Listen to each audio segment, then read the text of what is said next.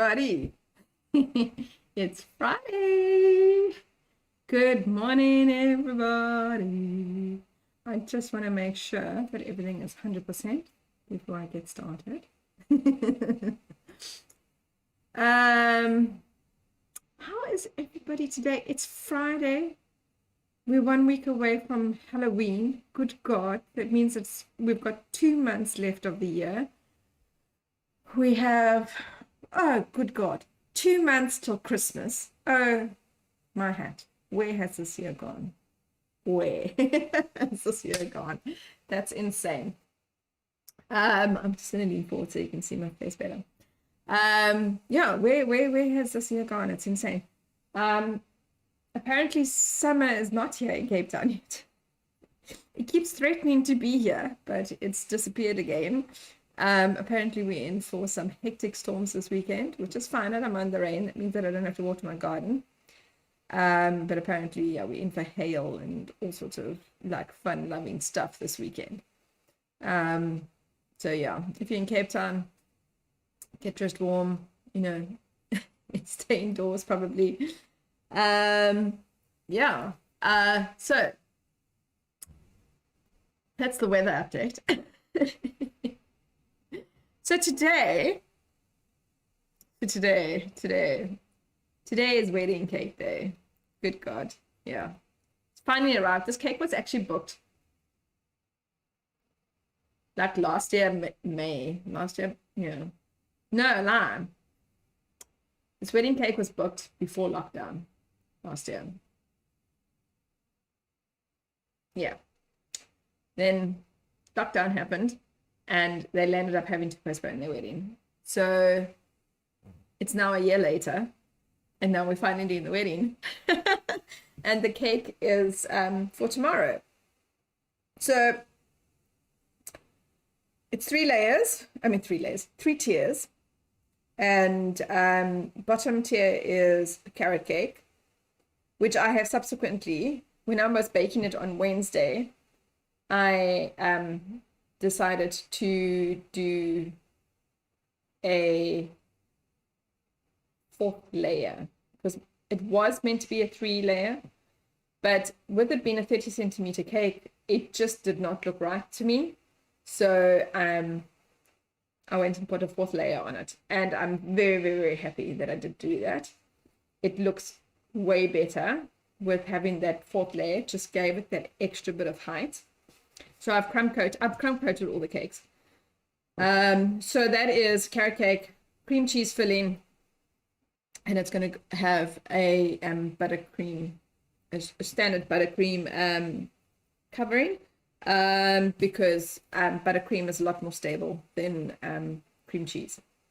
Also, we want it to be unified throughout the whole, with all 3 cakes. So we don't want it to be different. So we're just making it buttercream right through, and it's easier for me to color in and to do things, to put color in and work with if it's buttercream. The second layer is my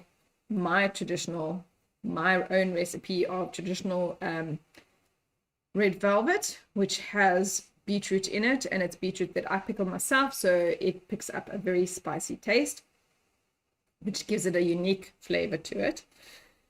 And also filled with cream cheese, because it's red velvet cake, it's filled with cream cheese. And then our top tier is a chocolate cake. It's a chocolate coconut cake, which is super moist and super delicious. And you can't taste the coconut in the chocolate cake, but it does just make the cake so moist and soft and delicious. And then I have the filling in that is a chocolate mousse, which I have made with Cadbury chocolate,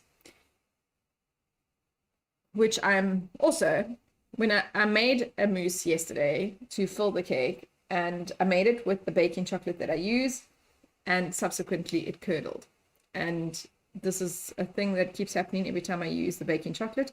And you think I've learned my lesson to not use it. When I make chocolate mousse, I need to use real chocolate. So I went out and I got Cadbury chocolate, and best chocolate mousse filling ever.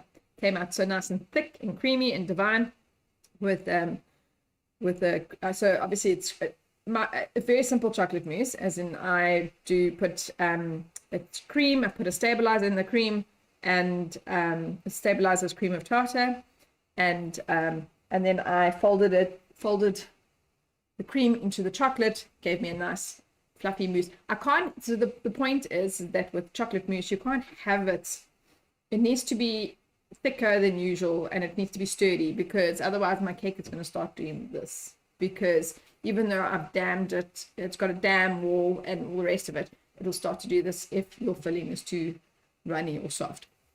So my so the chocolate mousse cake has been in the fridge all night. I will ice it and everything and decorate it, and it'll go back into the fridge. The cream cheese is fine, it's nice and thick and everything, and it should be fine, and it's stable, and I'm okay with the cream cheese, with it not going. It's cool. It's also cool enough not to here, and with obviously the rain coming this weekend and the weather, it's not going to be it's not a hot weekend, so there won't be any like craziness of melting buttercream and all that nonsense. So but however, with the chocolate mousse, because of the chocolate mousse being chocolate mousse, it needs to be in the fridge. If it's not in the fridge, it will start to, over time, and when I say, like, if I had to leave it out overnight, by tomorrow morning my cake might start, deciding to slide. So the chocolate mousse will stay in the fridge tonight as well, and should be good for the venue this tomorrow afternoon. So, and also what I'm going to be doing is I'm going to make more of a crusting buttercream for the covering of this, just to give it that extra stability. I'm also going to be doing so the sides don't need to be perfectly iced because of the style that we're doing. So I'm going to make them as smooth as possible, because there are parts of it that's going to be showing, so it needs to be smooth as possible. But most of it is going to get this like palette knife effect, which is going to make it more textured anyway. So you're not going to see, it's not necessary for it to be so smooth. But the top of my cakes, of each one, I'm going to do my trick where I flip my cake upside down and ice it so that the top gets super, super flat.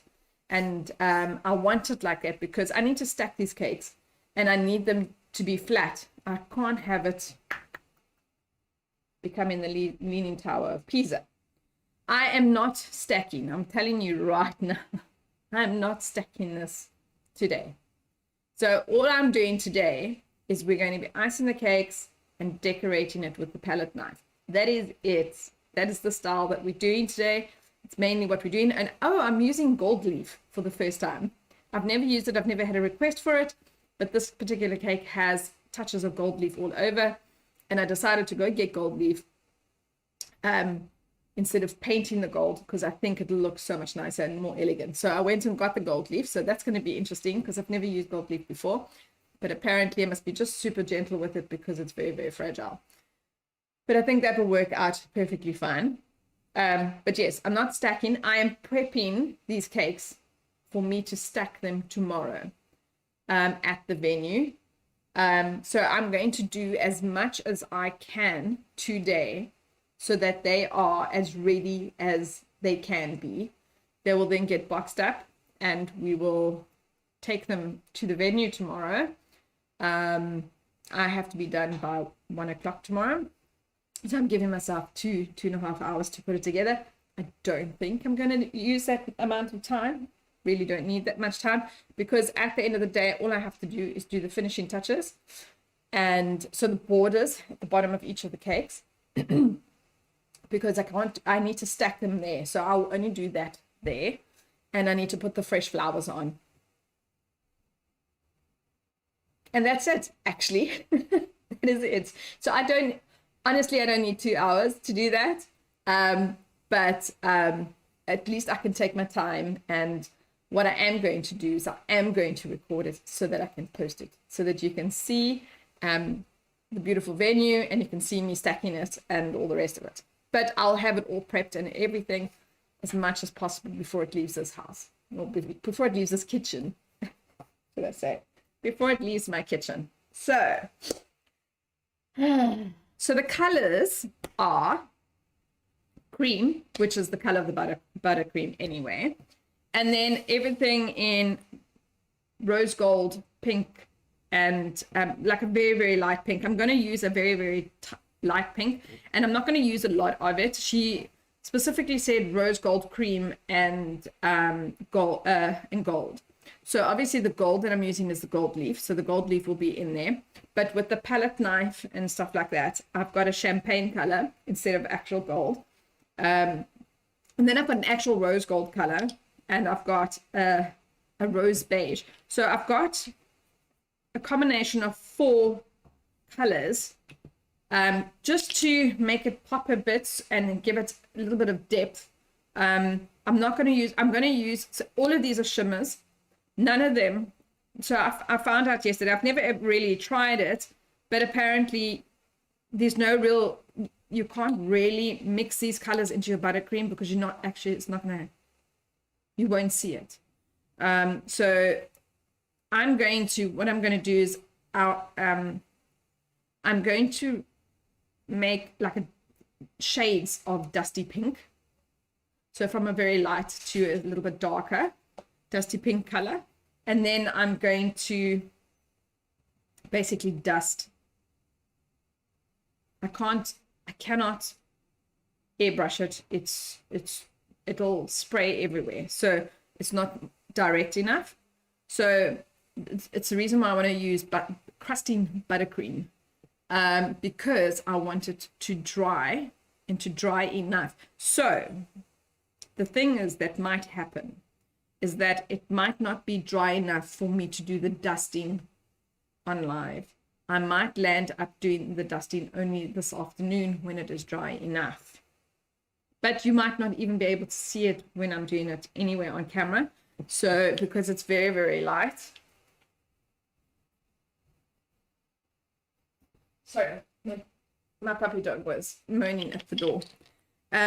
So I'll see how it goes and see how dry it is, because obviously I don't want to mess up the strokes and stuff. But we'll dust, and there she is, dust shades all over to give it, but it'll all depend on, so I'll know what color will be what depending on the shade of dusty pink that I create. So I'm going to make 4 different shades. No, I won't. I'll make 3 different shades of dusty pink, and then I'll use cream for the lightest of all the colors. So I'm going to use it in that order. So I'm going to use it in rose beige, rose gold, and a champagne color with that.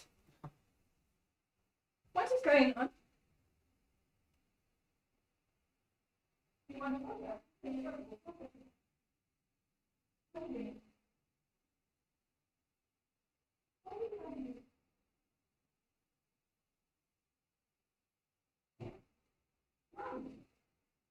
No. You want to go? Don't put nonsense. Don't put nonsense. No.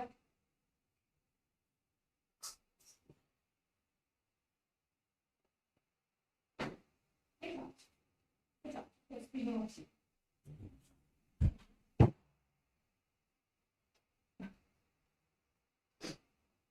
Sorry. Ah, the joys of going live. Oh, okay, sorry. I've just realized that my camera, which I did not, is jumping around because of the focus. So let me just stop it from doing that.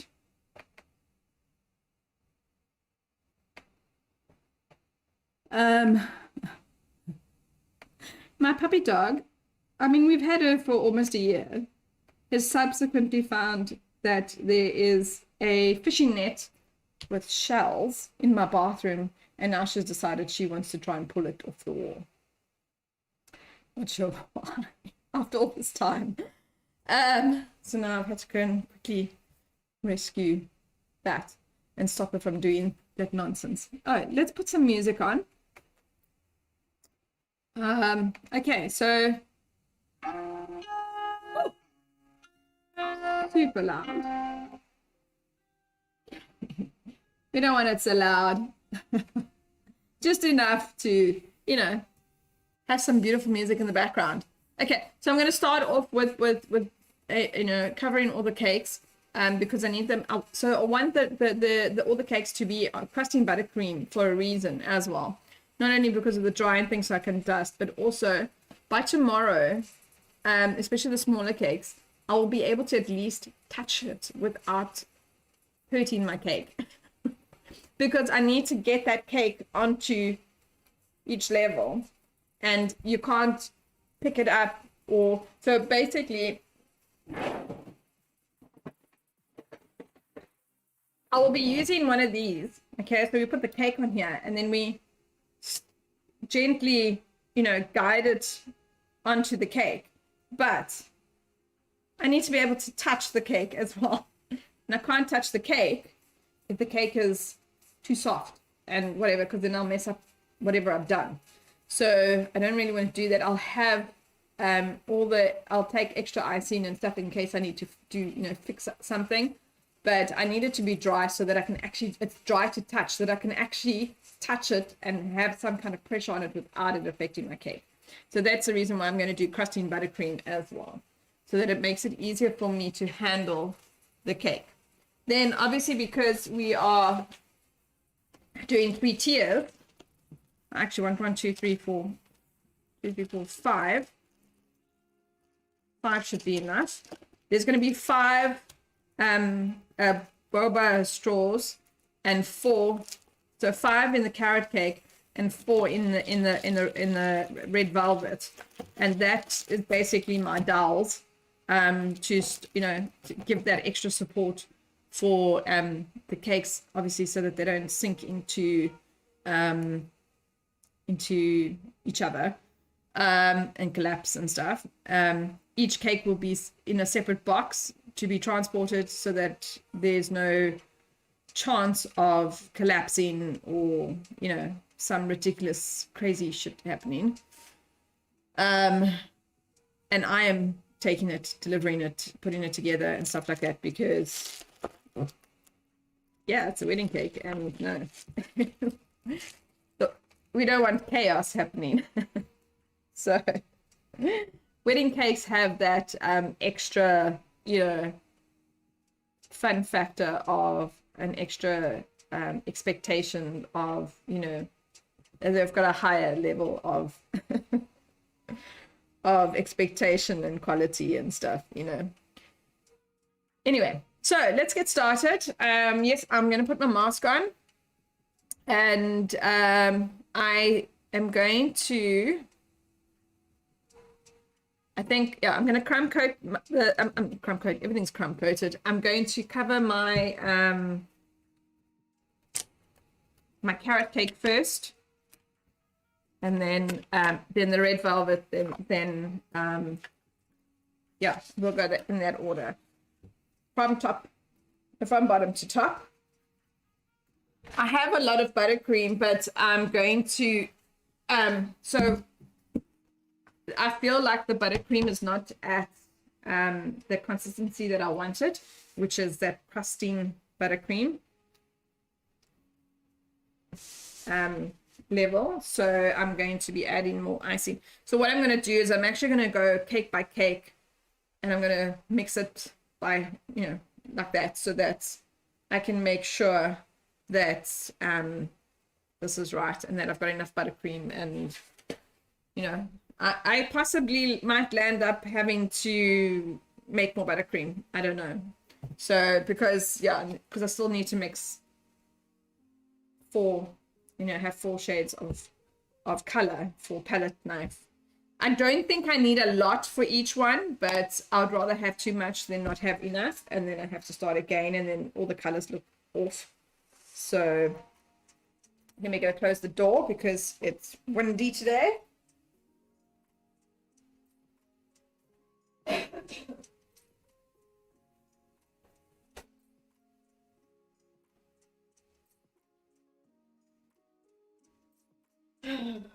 And then I am going to, yeah, like I said, I'm going to record it. So I'm going to take, I'm going to take my camera to record it, and yeah, and then I'll post it yeah, next week. So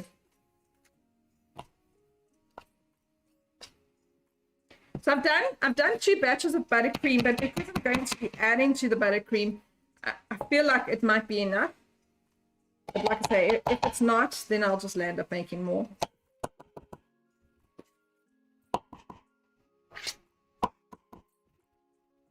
So I've got a technique that I use for trying to make the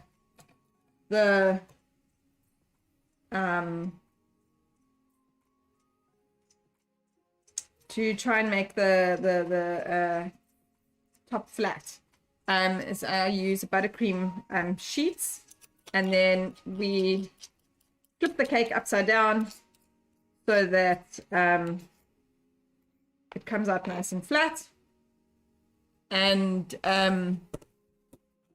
yeah, so let's make this thicker.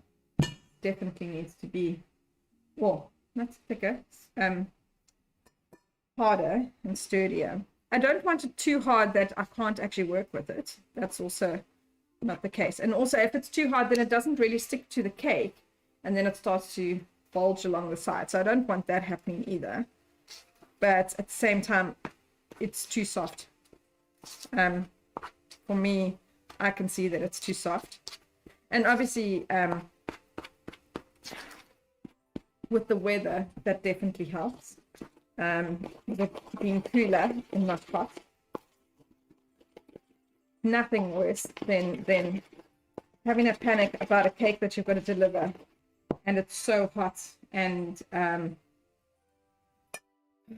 your fear is your cake. It's not, your cake doesn't melt. It's your icing and everything else that, you know, your filling, your icing and everything that melts, and then your cake layers start to slide and shift, and we don't want any of that happening. So like, we will be driving at a decent pace. We will be driving with the aircon on, even though it is cooler. I'm pretty sure the venue will have a patisserie cold room. So yeah, like patisserie chefs work in really ice cold kitchens, so that everything stays cold, and then almost like being in a fridge. But also the cake, I'm pretty sure wherever they might end up setting the cake up, I'm pretty sure that it's not going to be on wheels, which I really feel like they should do that. They should put cakes, they should allow you to set up the cake on a table that has wheels, that's lockable, so that you can do it in that room, and it can stay there until, you know, until everyone starts coming into the venue, and then they can roll it out for the cake to be in the place that it should be, instead of the cake sitting there for 2 hours before anyone's even walked in. And then especially on a hot day, God only knows what can happen.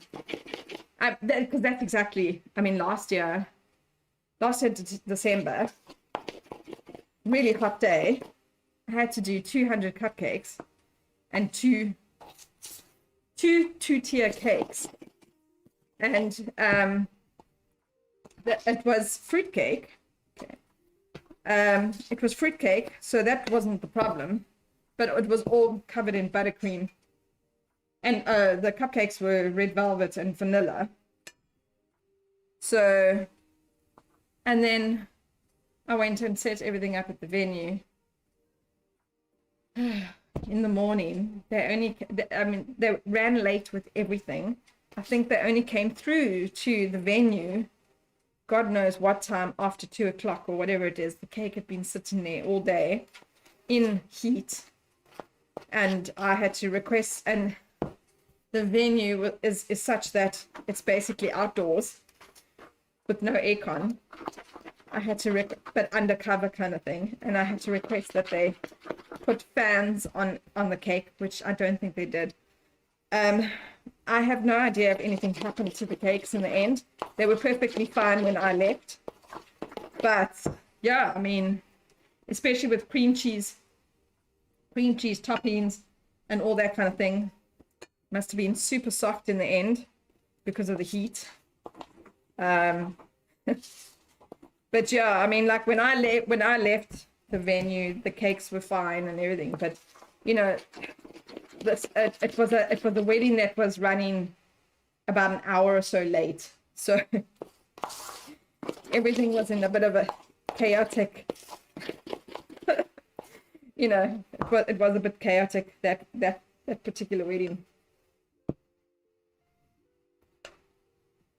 So yeah, but I did not get any kind of callback, so I'm going to take that as a positive thing, that everything was fine. Well, the wedding planner came back saying that the cake was delicious and everything was great, so I'm assuming it was all fine in the end. So,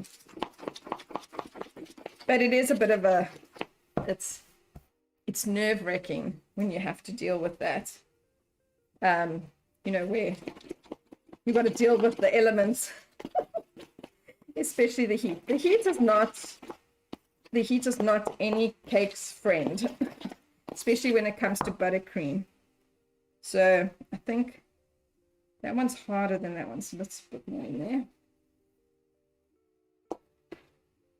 I might need to do a third one. Maybe I should do a third one, because the carrot cake is quite big.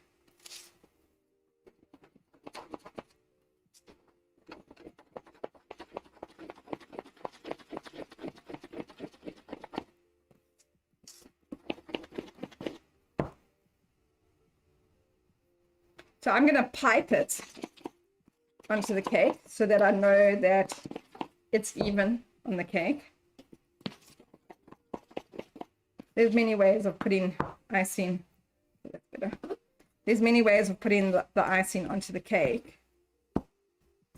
I'm going to do a third one because I feel like that might actually be needed.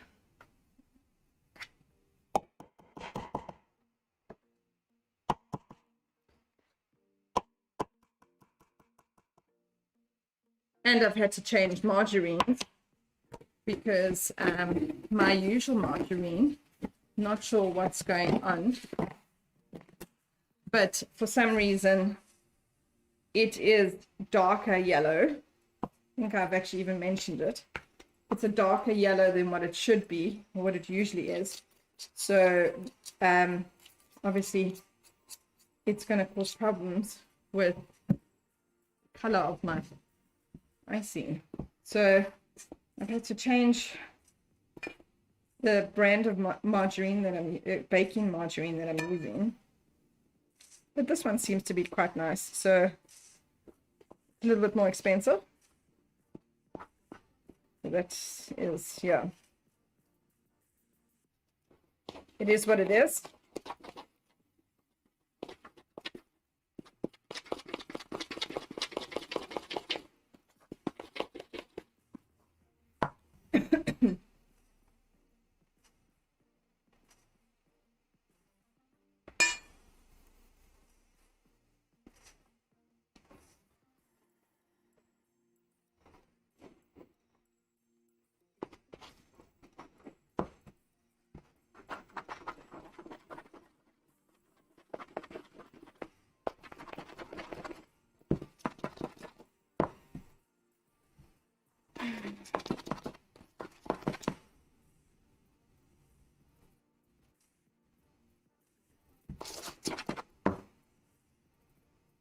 So what I'm looking at when I touch it is to see how much of the icing is coming off, is sticking to my finger. And I don't want it sticking too much to my finger. So that's how I test my consistency, and if it's enough for me to use. Okay, so I'm just going to pop this all on out of the way. A little bit more space.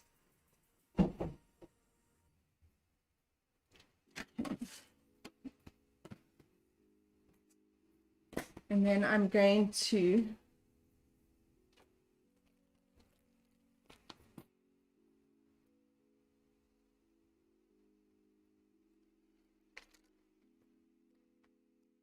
I wonder if this is too narrow.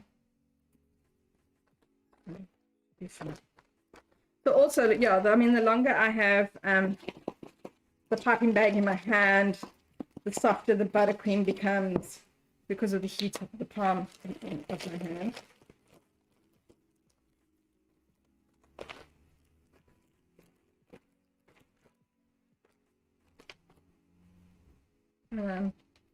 Where's my other lid?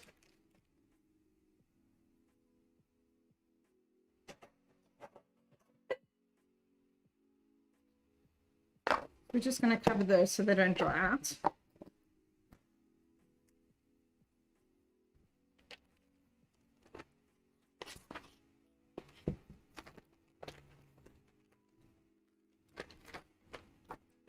And then I have put I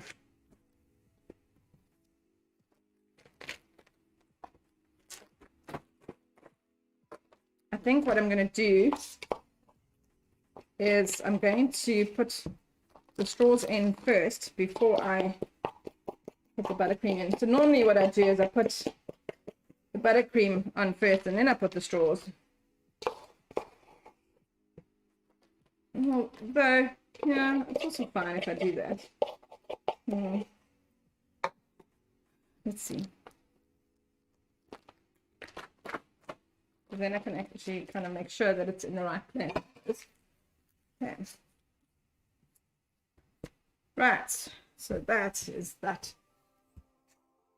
So I also put so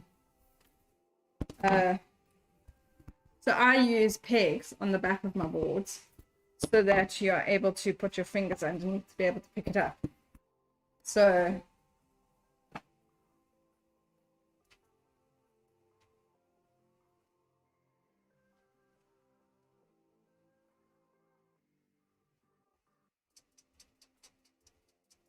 the carrot cake is already quite heavy. So this is on quite a big board. And I put extra pegs underneath.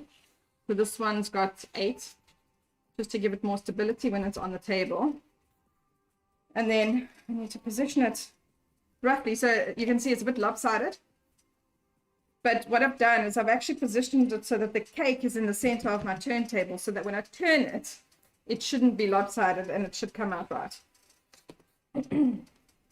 But you can see it is so much better in height with having the 4th layer as opposed to if it was just, so that's where it would have ended. It's made a massive difference. I think it just looks so much nicer. So my customer has scored an extra bit of cake on me because I just feel like it was necessary. So when I pipe on here like this, I try and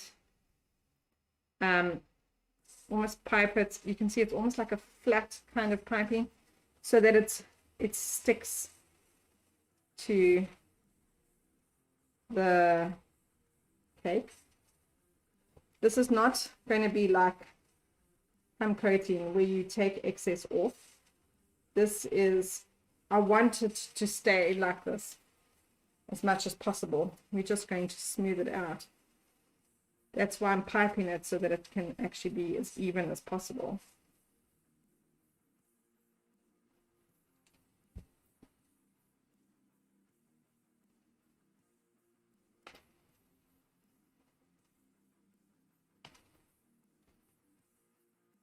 So they'll have a nice, about 1/2 centimeter thick layer of buttercream.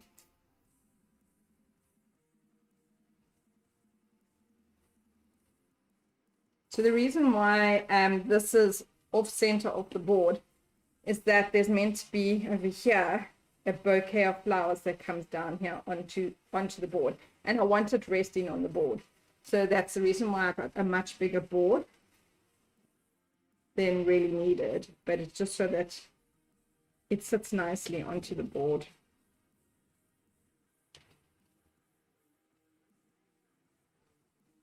And I'm going to, because the colors are cream and gold and dusty pink and rose gold, I'm actually going to cover the board with buttercream, the cream buttercream, just to hide, and I'll make it nice and smooth,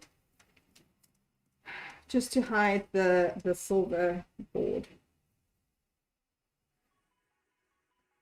Because yeah, I can't get, I'm unable to get gold boards unless I specifically order them, and then it costs extra because the general norm is a silver board. I'm not sure actually why the general norm is a silver board. Maybe because I feel like it's the most neutral.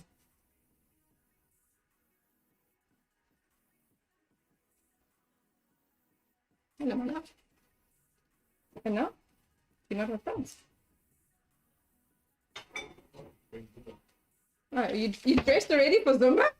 Are you that excited? Okay. Oh, Keegan loves our idea. So he said that he thinks that there's, from, I don't know how many tickets he sold, but it sounds like there's a lot. He says there's a lot of toys, and I think also, I think some people might be donating more than one toy kind of thing. So he's like, yeah, he thinks that there's going to be a hang of a lot of toys. Huh? Spoon. So so he said no. He said he's going to work out he'll work out after tonight which homes they're going to go to, and to yeah, there's multiples, not just one. Oh. I don't know, how much do you want to give? So no, there's multiple homes. It's going to go to multiple homes, and then he's going to have a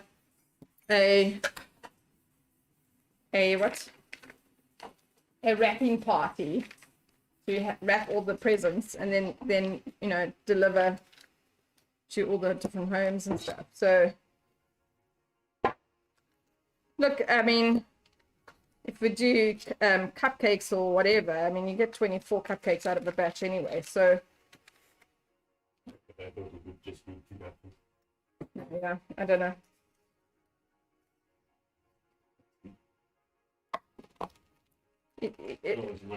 Also, multiple homes, I mean, doesn't necessarily mean 20 odd kids. Some homes have only got 10 kids in it. You know what I mean? So not necessarily, with lots, hundreds. I don't know. I don't know. I know. We shall see. So he thought, no, that was cool, and it.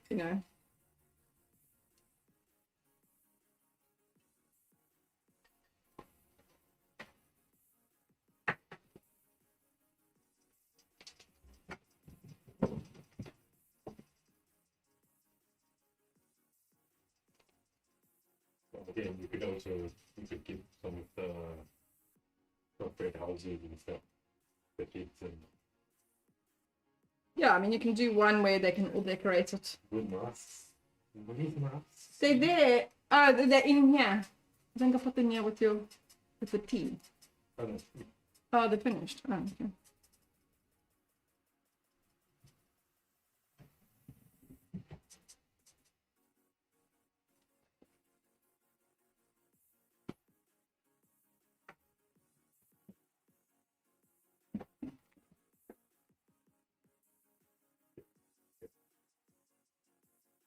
She says she doesn't want it. Why? You try to keep giving, she wants a treat, but she doesn't necessarily want a human treat. There's bones in the fridge that you can give her. Okay.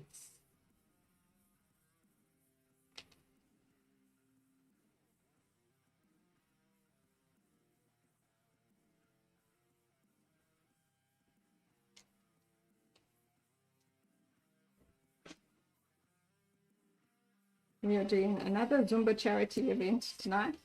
Not organized by us, obviously. One organization is enough.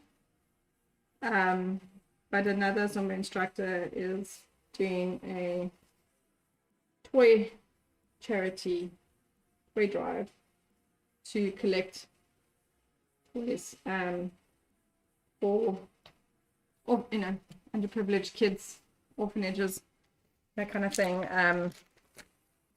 So that, you give the kids a toy at Christmas time. So we're doing that tonight. It's fun having a chat about. So we decided instead of giving a toy, we would then rather, I don't know how often they get to have treats and stuff. Toys are great, but every now and then a nice treat of, a cupcake and something is really nice. So we were thinking of donating cupcakes. And now you want to go out, you silly dog.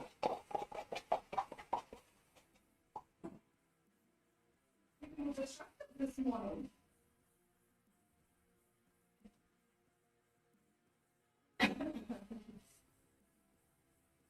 She wants the door permanently open so that she can come in and out as she pleases, as opposed to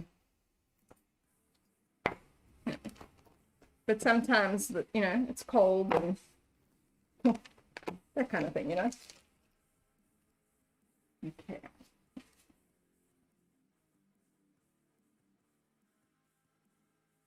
So I'm definitely piping the top because I want this top to be as flat as possible.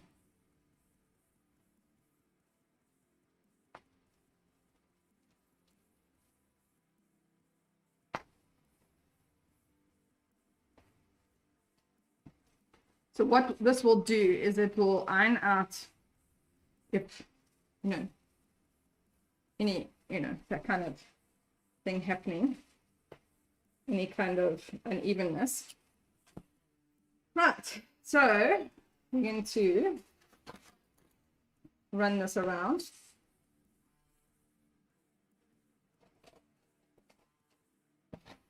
So like I said, I'm not wanting to scrape anything off. I'm just wanting it to smooth out as much as possible.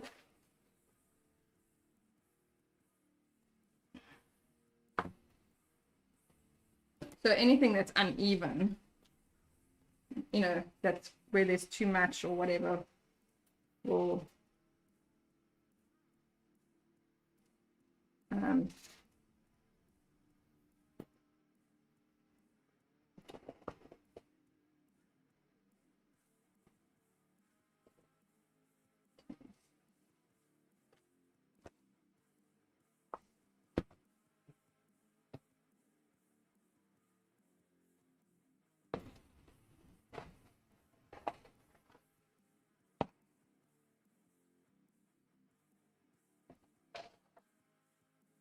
and again, I'm not going to I don't need this to be super, super smooth. I just need it to be as even and as good looking as possible because we're going to give it a textured look anyway. And the reason why I'm going to do the top the way I'm doing the top is so that I can have it as flat as possible so that the top layer, the cakes that are being stacked can be stacked and we'll we're going to do the same thing not big. So the only reason why I'm doing this quickly is so that I don't have the grooves of the piping. Obviously, we want it flat.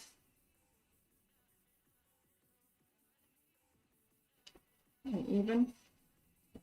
You can see already wherever it's possibly not going to land up being flat. I just need to put extra icing.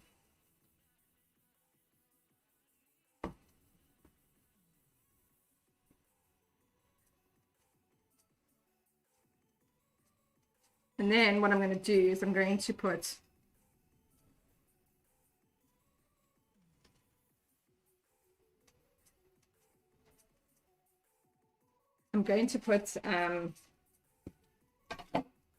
to do this quick. I'm just going to do a little bit of a thing here on the top of the cake, just where these two join, and then we'll go around again just before I put the top on.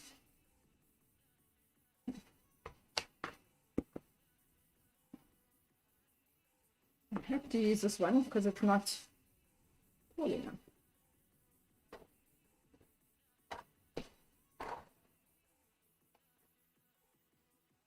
That's better.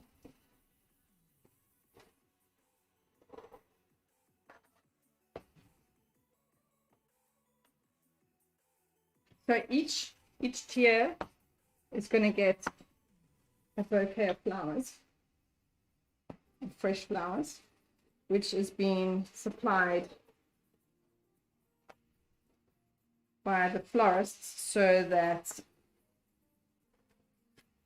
we have the same uniform flowers.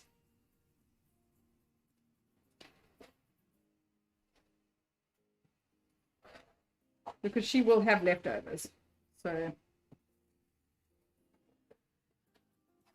okay. So I'm happy with that. And then we'll just put up this top layer. And then I will actually smooth out the top layer quite a bit. You know, like, I'll make it, because the top layer is not going to get the palette knife look. So yeah. Just do that. I will fix this even more.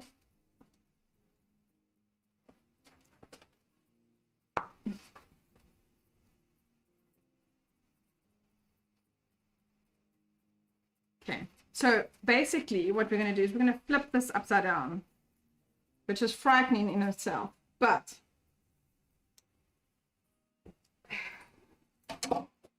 it's going to give me a super flat. I mean, it looks pretty flat, but the problem is that when I put the next cake, if there's any gaps and it's not flat, there's going to be a problem. So basically what happens is the weight of these need to be washed. I will be back with some clean ones.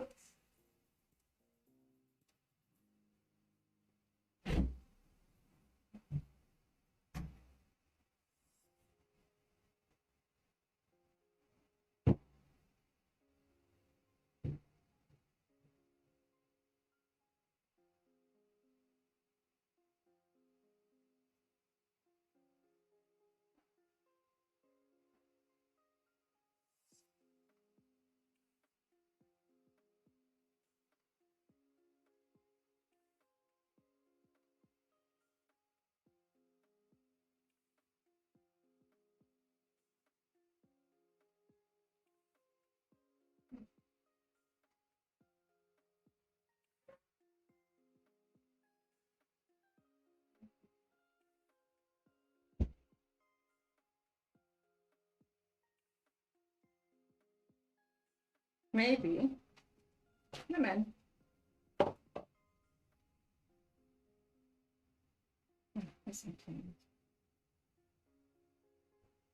So because this is quite a big cake, I'm going to need to do 2 of these.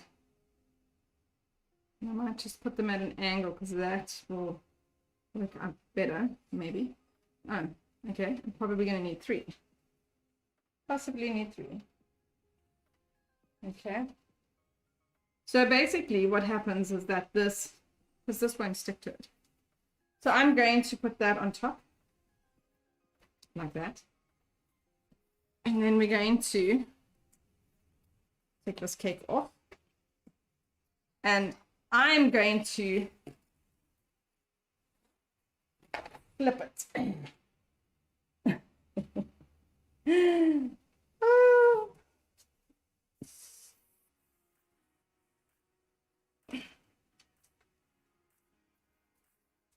Okay. And then I'm just going to cover up these gaps in here. And basically the idea is it'll settle like this. The weight of this cake now is going to make it super, super flat. So I'm just going to pipe a little bit of icing. Maybe I'll just do it by hand. That's fine as well. So I'm just going to put a little bit of icing in these gaps here so that we can get a nice flat base. And then I'm going to take a little bit of, and take my small, what do you call it? These things?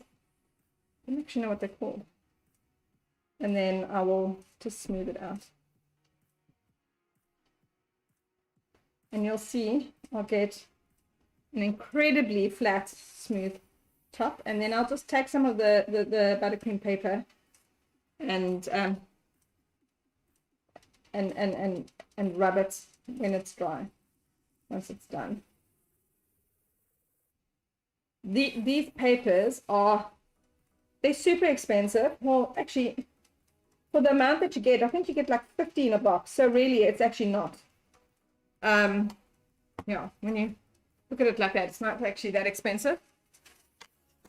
And on top of it, they are reusable. So you can wash them and iron them. It's amazing. You can wash them. Look at it again. You can wash them like clothing and iron it so that they're nice and smooth and flat again. I'm just too lazy because I've got 50 of them. I'm too lazy to actually go and wash and iron them. But I'm going to have to. I actually can get my domestic to do that for me. So again, I'm not too stressed that this is not super, super smooth because I'm going to make a texture anyway. So I'm happy with that. My biggest issue is that the bottom here is as smooth and flat and rigid. This is also how I get that nice rigid. Look, I'm just going to pop this on the table over there and I'll come back with the next cake.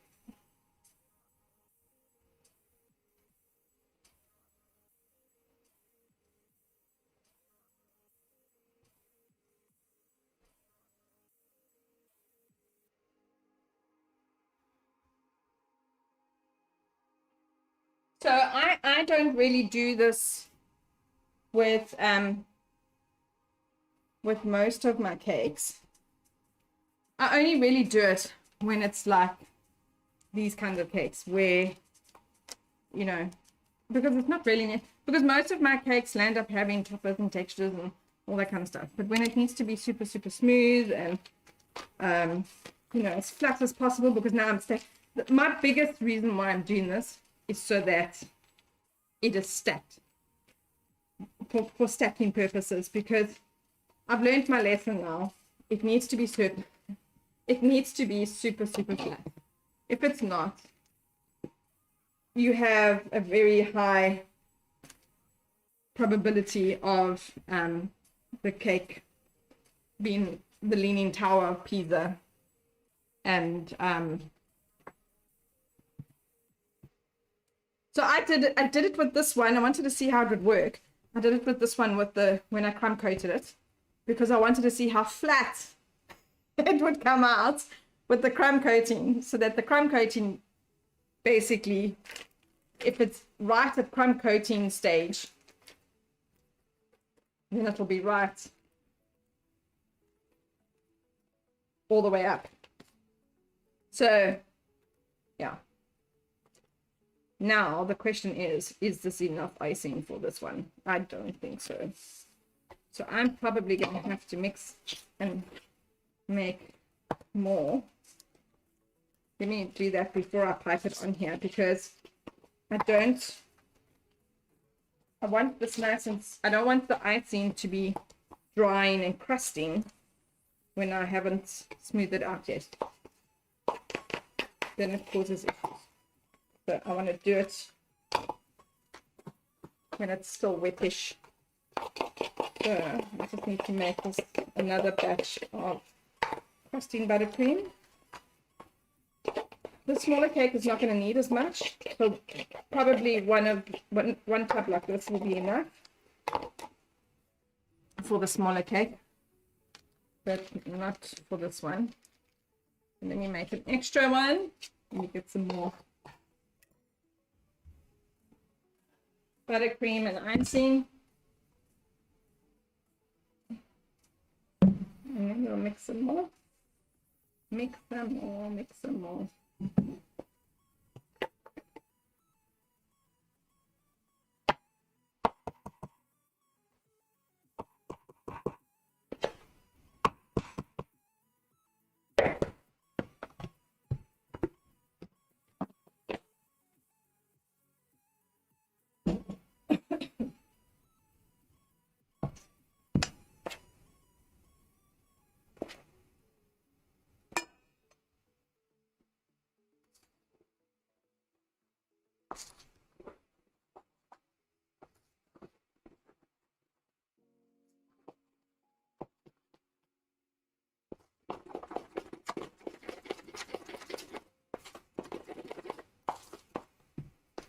We're going to do the same thing with each one of the cakes.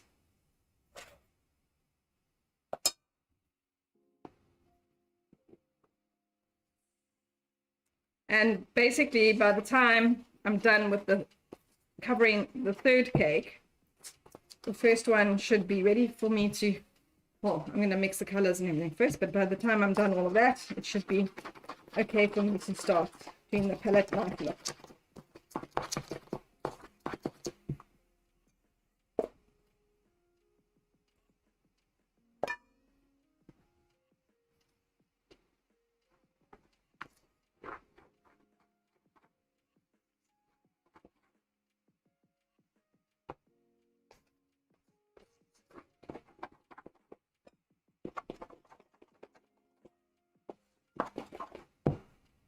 Perfect. Okay, so I have that in preparation to run out. Okay, so this now is on a thin board, not on a thick board. So it is on a board. It's not on a board, but it's going to go, like now when I ice, it's going to go almost to the edge. So this is also why I've got to be super careful, because I can pluck a finger in or by accident, which is also the reason why I wanted crusted buttercream, because I need to be able to hold this, because there's no leverage for me to hold on to. But so we're going to put the boba straws in, which are pretty sturdy. I could, and I'm just thinking about it, depending on how confident I feel, I could actually also put inside the straw a wooden dowel. That way I know it's definitely stable. So that this can go on top. The reason the carrot cake is first is because the carrot cake is the heaviest cake. So I would never have done red velvet carrot cake or chocolate, or red velvet chocolate carrot cake. The carrot cake has got, because of the carrot and the nuts and stuff, it does make it heavier. and it's not a light cake. Carrot cake is a dense cake, not a light and fluffy cake, and there's the reason why it is first. So it's the sturdier of the cake, so it should be able to withstand the weight of the other two. Also, by me doing all of this today and allowing it to stand, and I know you're all freaking out and saying, but it's not fresh. Yeah, I have to tell you this secret of baking. No cake is baked and decorated on the same day. Not a chance. If they are doing that, then they have those you always see those movies, those reality shows where there are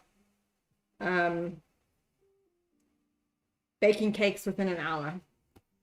You've seen how, yeah, some of them turn out okay-ish or whatever, but they're not perfect, okay? But the reason they are able to do that is because they have those special fridges where they speed up the process of your cake cooling down and stuff like that. And also, they probably those cakes have been in the fridge, probably almost frozen, just so you know. So they would have baked the cake, put it together, stuck it in the fridge when it's crumb coated, probably almost frozen by the time they actually get to decorating and stacking.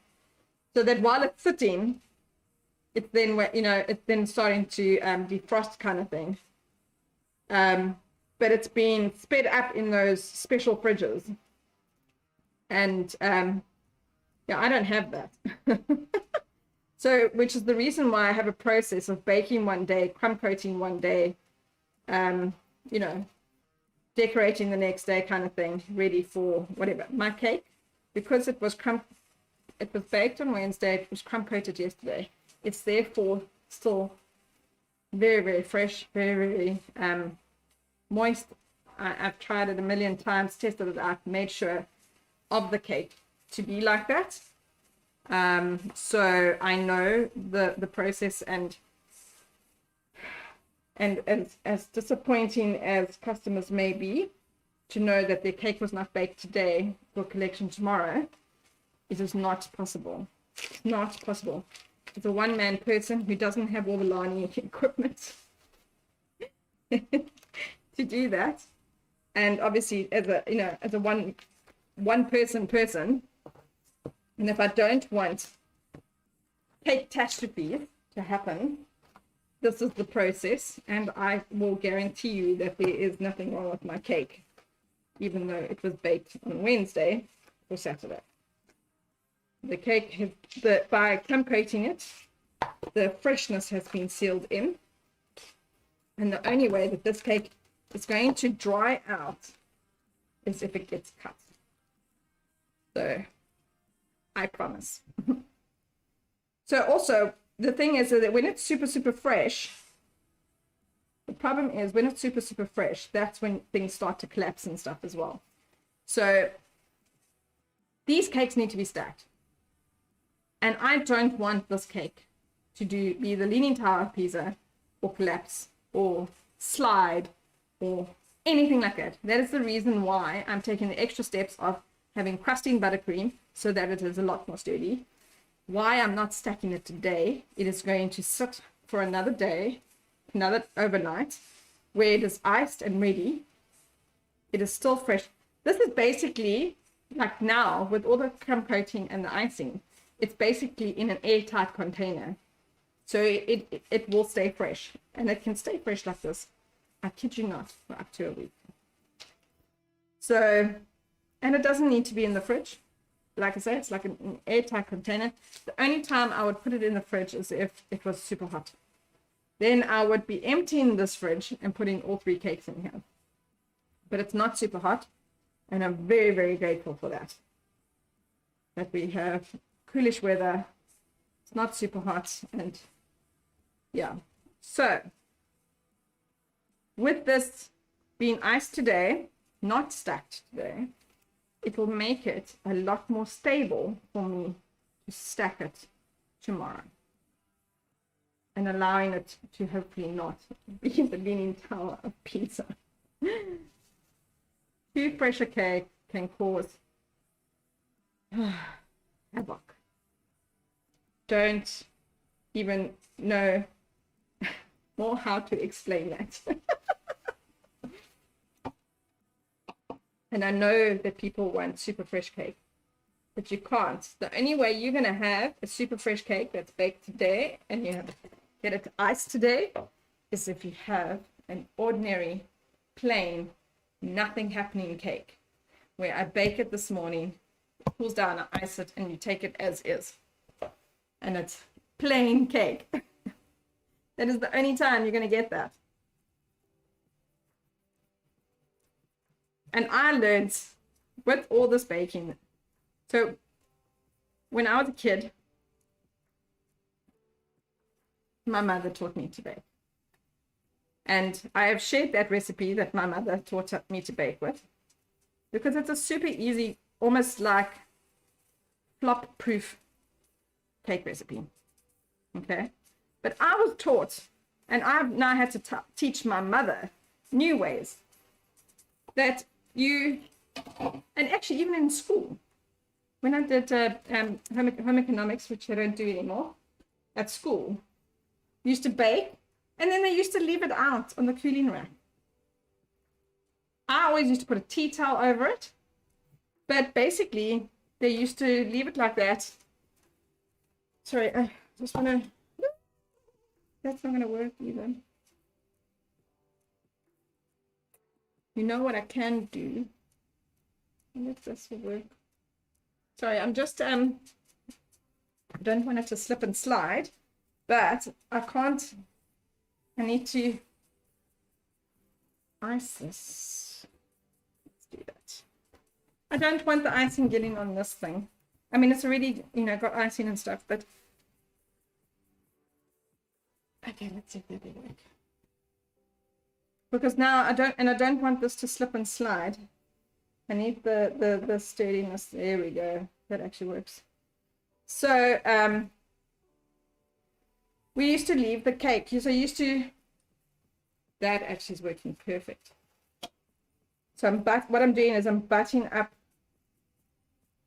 this with the board so that I can get it all the way around. Now I can see there's like gaps, so I'm going to fill those gaps. So you used to leave the cake out, right? Or the cupcakes, and then you used to have not such, basically your cake was never really moist. Cupcakes weren't moist. Well, leaving it out in the open for the elements to, get to it is the reason why your cake dries out. So when you bake your cake, if you bake a cake, you leave it to cool in your pan for a max of 10 minutes, just so that you can at least touch the damn pan, okay? And then while it's still hot, you wrap it in cling wrap. You see me do it a million times, okay? And then that's how it stays, and leave it to cool in cling wrap. That's how it stays moist. And you can pop it in the deep freeze like that. It can stand like that for days because it's in cling wrap. So long as you have cling wrapped it properly, obviously, do it properly. Don't leave anything. There must not be any gaps, holes or that kind of thing where air can get into it. The minute air gets into it, that's when it starts to dry out. Same with your cupcakes. And put your cupcake straight into your cupcake box so that it's, hot. Yes, you'll see it's sweating and stuff, but that's fine. Nothing wrong with it. It's not going to do anything to your cupcake other than keep it moist. So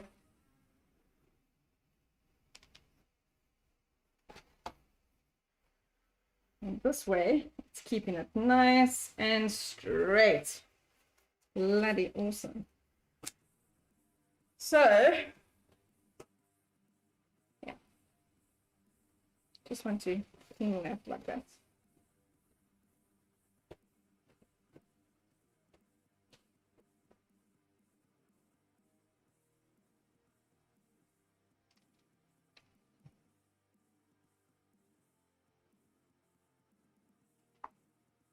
Ah, perfection. Just stoked with that. We're just gonna curl these in. This needs to be hot. Let me just boil the kettle. I cannot curl those ends in.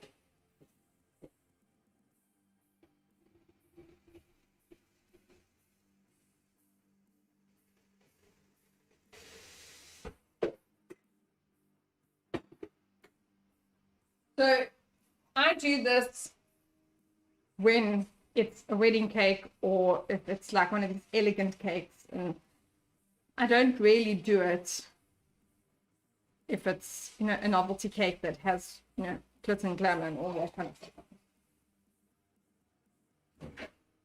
stuff. But you can see how much extra time and effort it takes just to get it flat, smooth, you know. It is an extra amount of effort. So I'm going to curl these in, but I can't curl it in with a knife, with a palette knife that is cold, because then it drags it and it does weird things. So it's just much easier if it's done with boiling hot water, when this has been sitting in boiling hot water. You can kind of, but then it will drag it. Can, you know, see, and then it drags it, and then I don't like that. So I'd much rather, I'm going to just do this now, and then I'll just finish it off with the hot water. And then we will,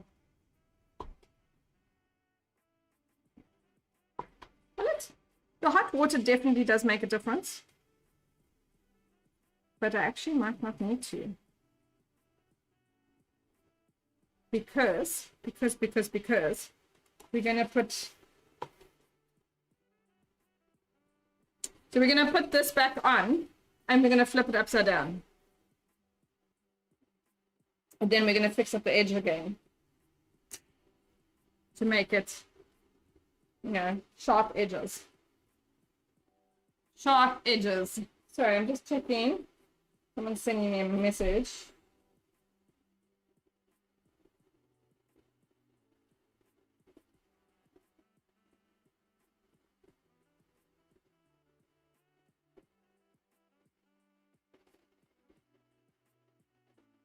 People are doing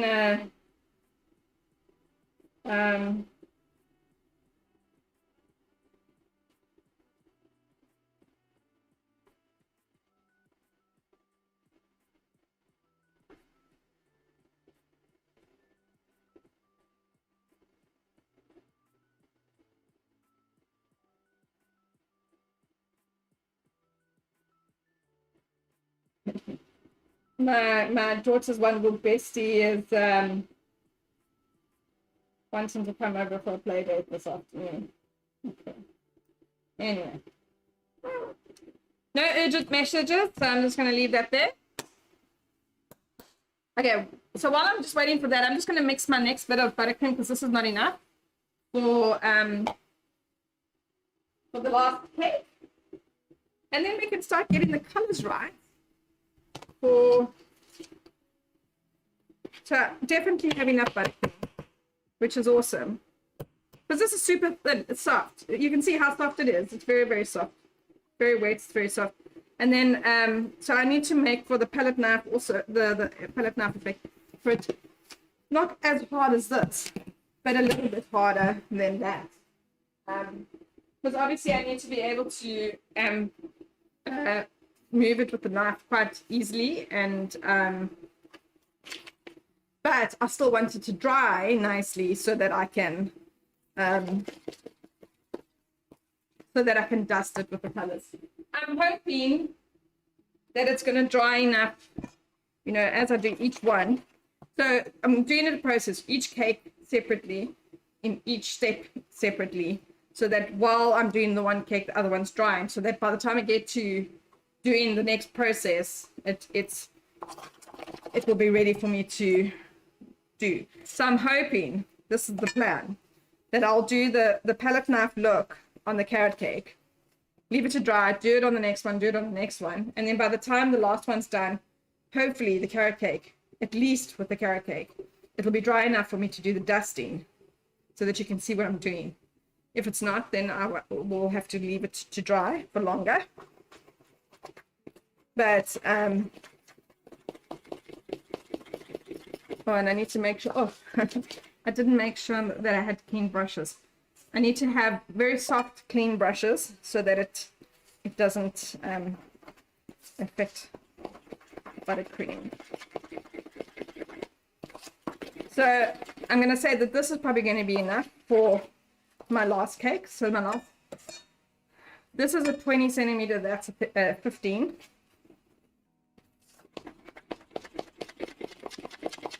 Okay, so that's ready.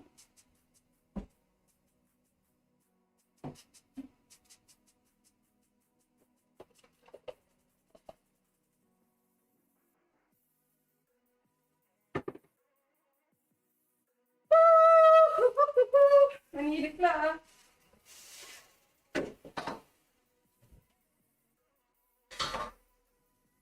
I'm pedantic. I don't like working on a surface area that's dirty. So like that's the reason why I generally use the tea towel to wipe this, to work on with the icing sugar, because the icing sugar tends to always mess. That's why I use the tea towel. Okay. Right, so we just want to smooth this out nicely on top. So I'm just going to use this one. It is, because it's metal, it's hot. I'm just going to do that quick. So it smooths it out nicely, which is perfect. Oh, this is amazing. This worked out super well because I did it at crumb coating stage, which is something I'm going to do from now on every time. Okay, so we're going to do the same thing. We're going to flip it upside down.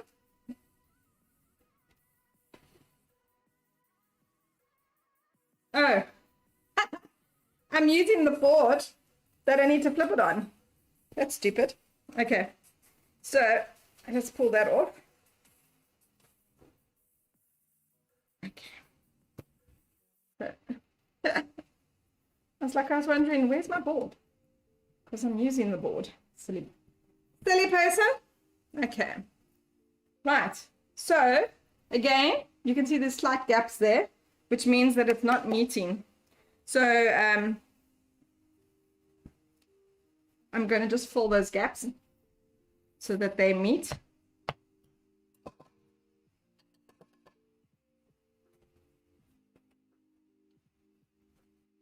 Sorry, I need this knife to cool down a bit because otherwise it's going to melt my icing as I'm putting it on.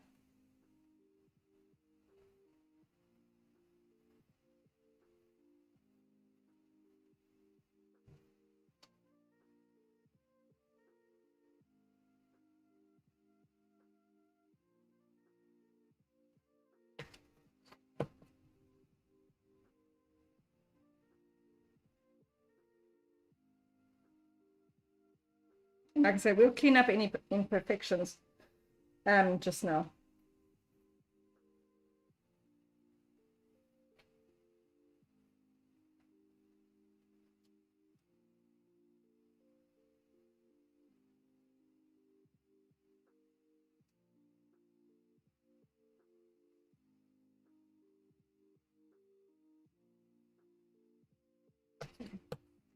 So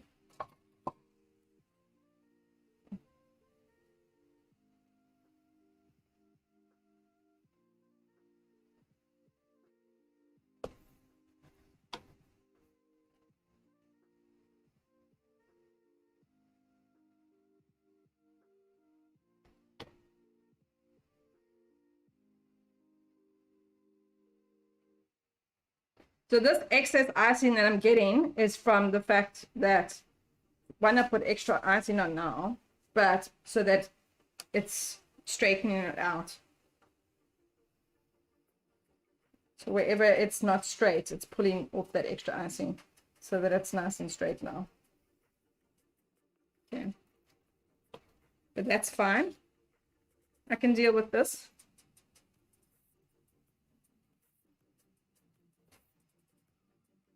And I'm actually leaning the scraper up against this to leverage it, which is actually helping quite a bit. So I'm going to leave that like that as well, upside down, to wait for it.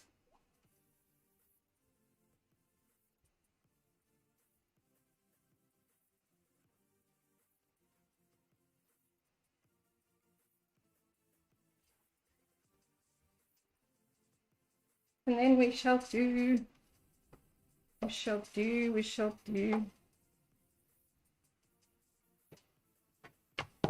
so we're going to do the similar thing. I'm going to pop that on there. And that on there. Stop it from.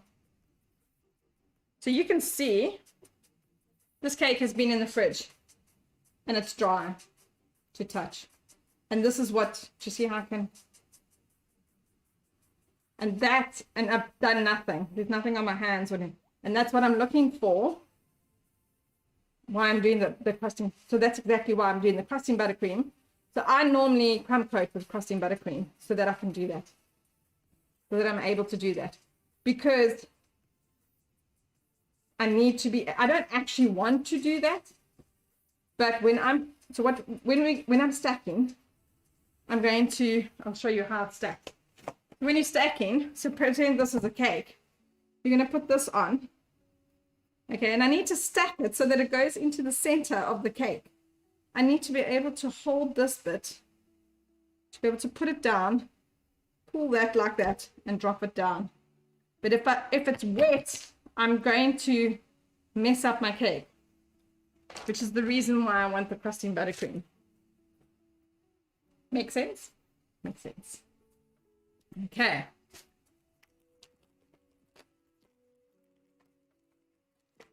I sound like a broken record. I need some water.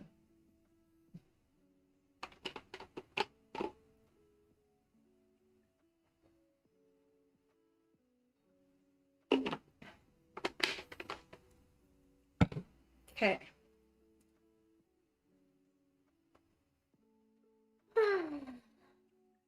Right, next thing.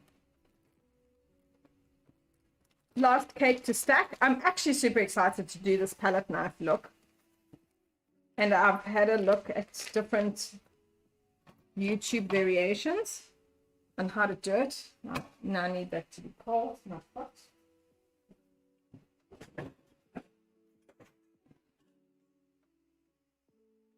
So one of the ones that I saw had this very clever idea of using a silicone brush to just give you this like little bit of a texture, which was really awesome. So we shall try that out.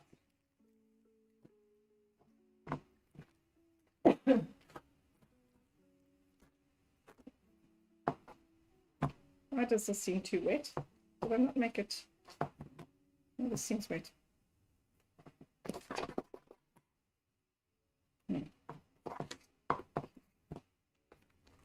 So especially this in particular, this cake one, I don't, because it's got the chocolate mousse in the center, I will put it back in the fridge. Because chocolate mousse, it's been out this whole time, but I will put it back in the fridge now when I'm done.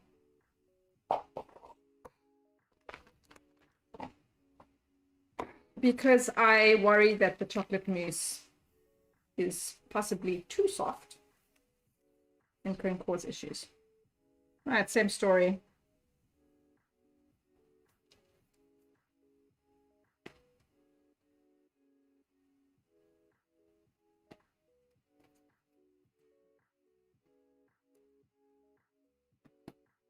And one of the things you can definitely see is that it doesn't matter what flavor cake it is and what color the cake is. So we've had, you know, a light brown cake, a red cake, and a dark chocolate brown cake.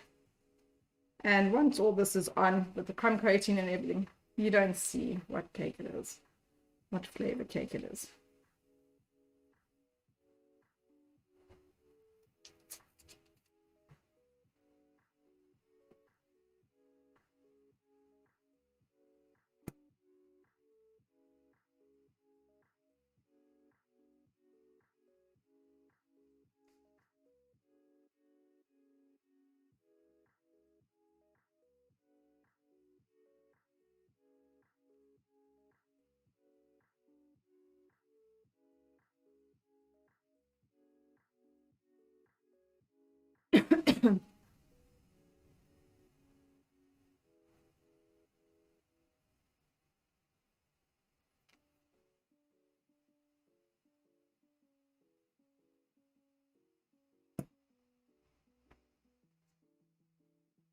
And obviously, because this is the top of the cake, we want this one to be definitely perfect. Okay.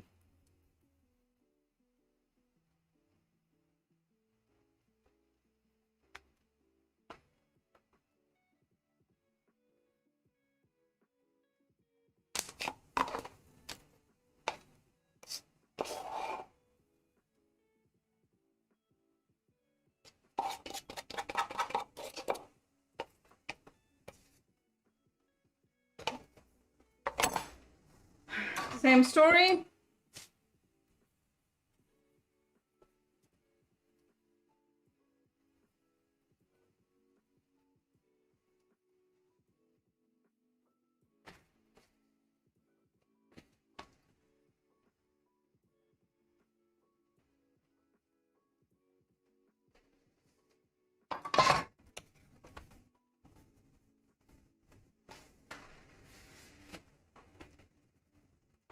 So I'm going to line it up with the base of the board to help it along to be nice and flat and smooth.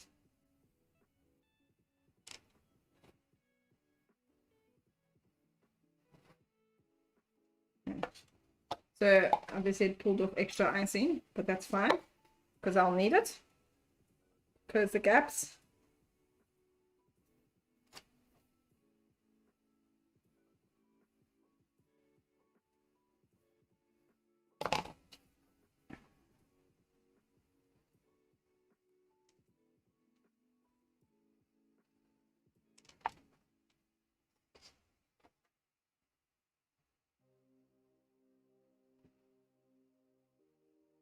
Okay, that is absolutely perfect. I'm super happy about this.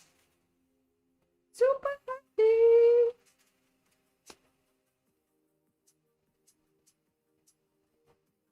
So just tuck the tips in.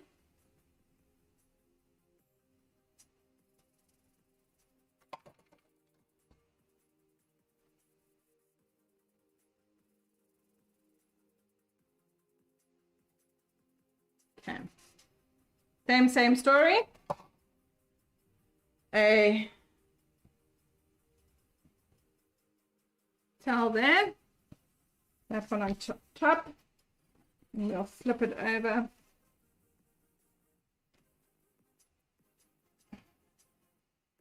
Take that one off. Because we don't need it. And we're going to fill the gaps. Okay.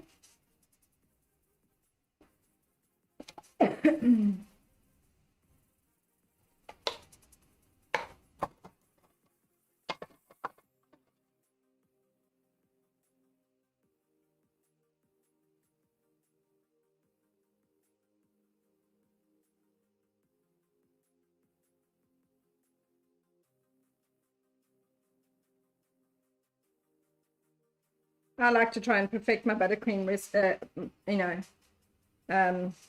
technique like this because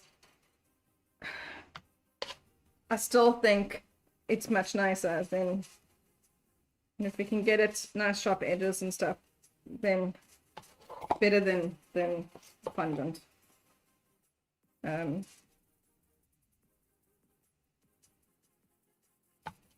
Just, yeah, I don't know, so many people say that fondant looks so much more professional, but I don't think so. If you do this quite nicely, you know, and do it properly, I feel like this looks just as professional. Whoopsie. No, you don't want that happening.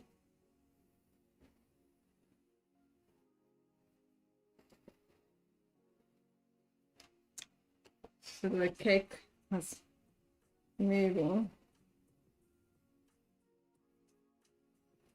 And I've got to be careful that I don't scrape too much because I don't want the chocolate cake to show through. So, but again, we're not going to see, we don't need, you know, slight imperfections and that. You're not going to see because you're going to cover it with the palette knife technique. Okay, so this one I'm going to pop in the fridge. I prefer to keep this one in the fridge. So we'll go back into the fridge. And then, so we're going to move on to our next thing. I'm going to start mixing some colors. I need 4 of those tubs because I need to take them with me. I need to close them up. So we don't need that. We don't need those.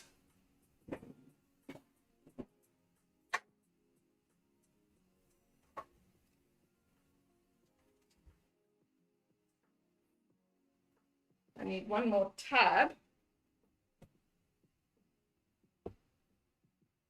Just clean here.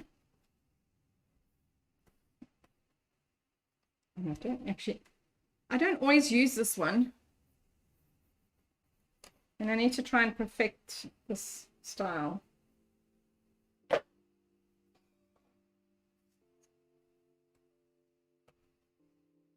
don't need this. That can go in the sink. I need one more tab, which is on the other table. So I'm going to get that now. And we'll make our colors.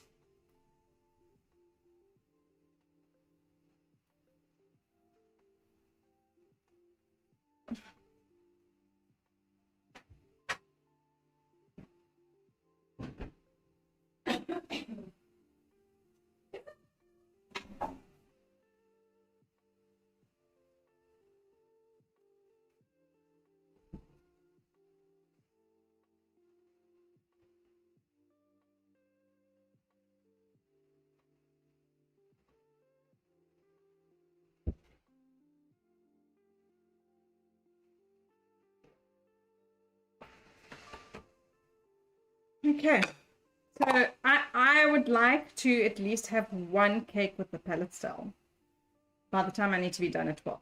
So that is the aim.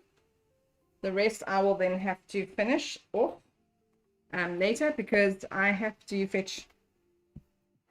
I have to stop at 12 because I'm going to fetch my time. Same story. We're going to thicken up.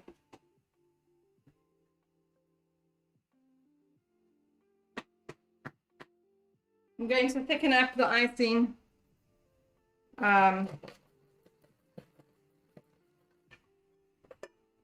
Because it's too thin. But I'm not going to make it as dry and thick.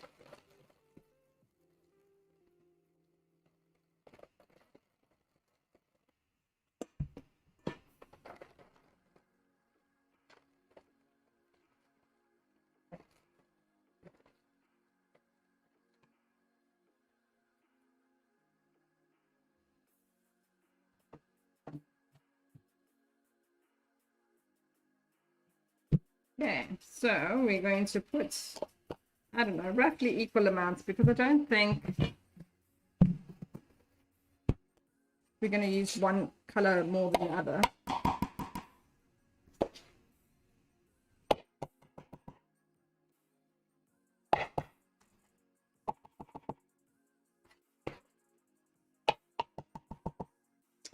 Oh, and then I'm going to need some extra. Okay, I need some buttercream on its own.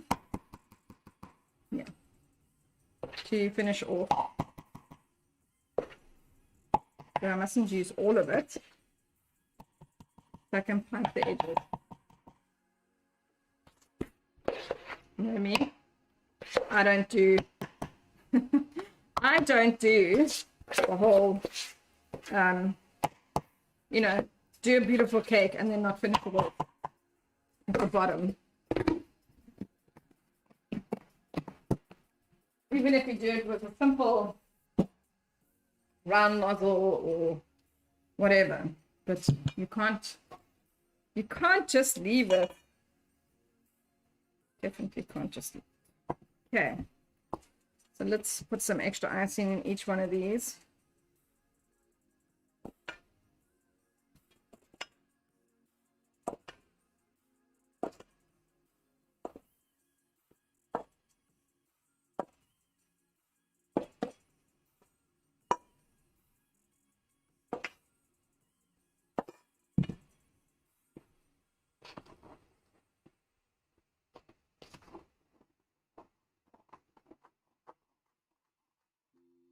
So one is going to stay buttercream color, the cream color, and that's going to go for the rose beige. So when I dust, I'm going to do rose beige with it. I'm going to dust rose beige on it. It will be my lightest color.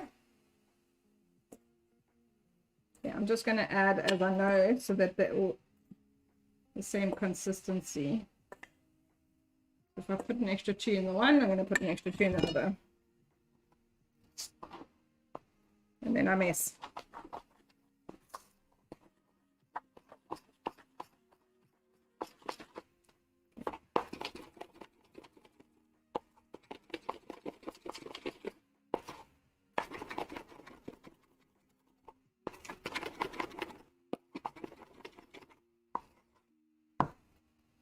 Yes.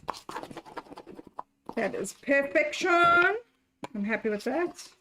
So I'm just going to put a lid on that with the color that it's supposed to be with. Okay, now I'm going to start coloring.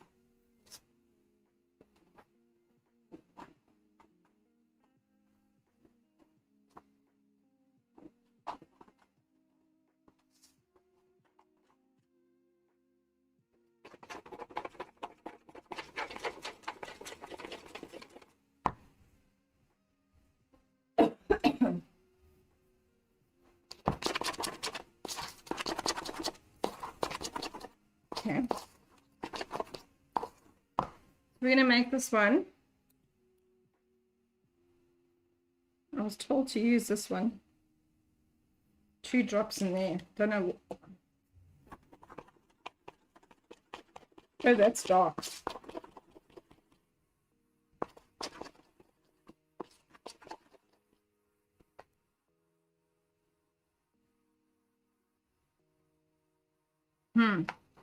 That with the combination of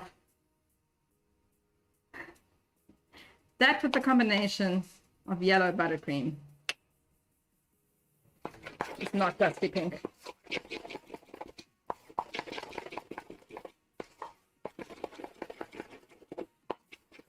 And I can't make it too dark.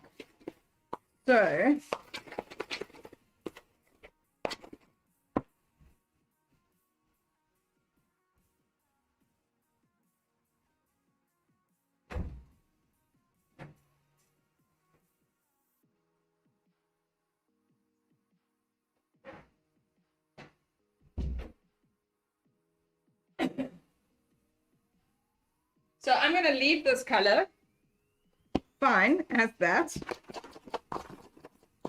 Remember, we are dusting it. So the color just going to help with the dusting. So I'm going to make that the rose gold. But I don't think that that matches up nicely with the pink. And then I'm going to put actual pink on this one.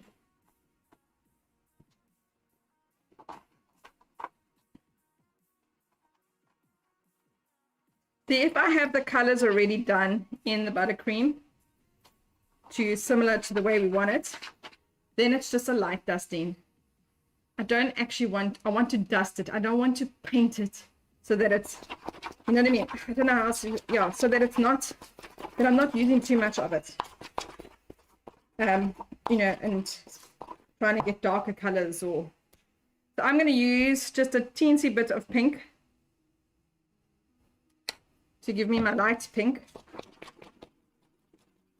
because I want it to be pink.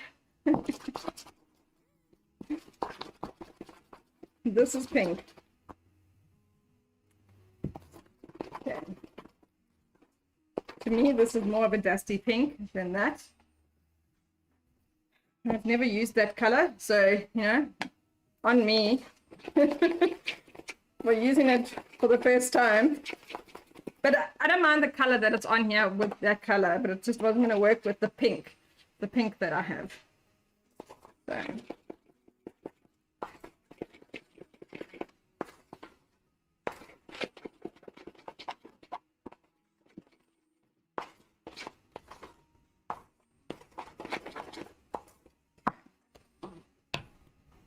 That will work. Why am I lid short? And then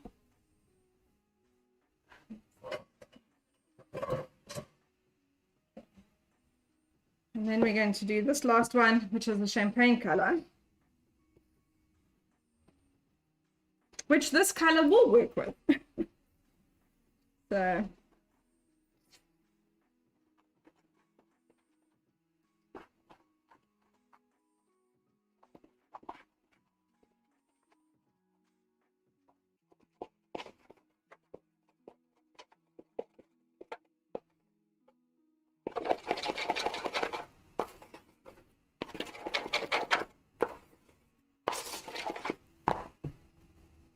but I'm not going to make it too dark. I'm actually just going to make it the same color, really. Maybe a shade darker.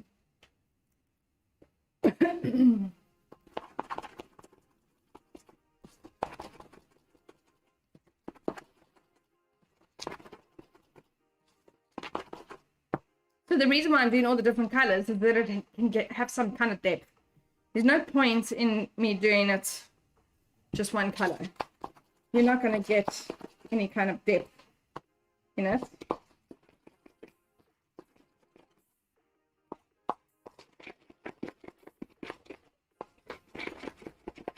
If it doesn't have different shades.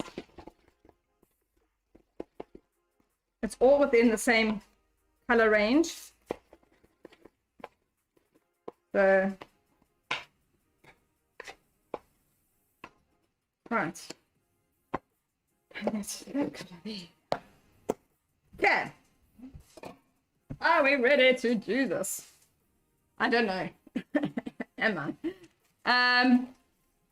I'm trying to decide whether I should put the bowl, these in yet. I think I will.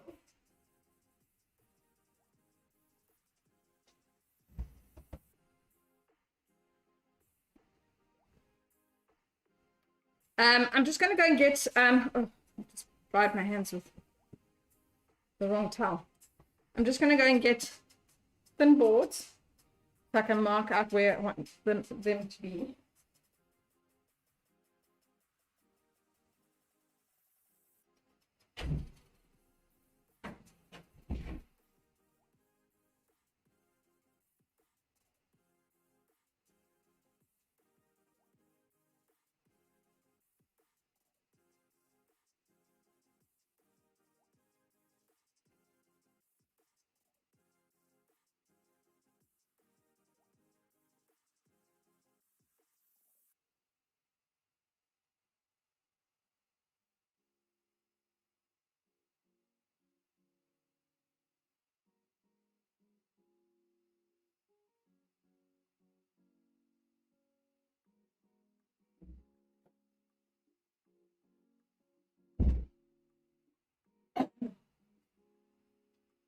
Okay, dokes. So let's do this carrot cake.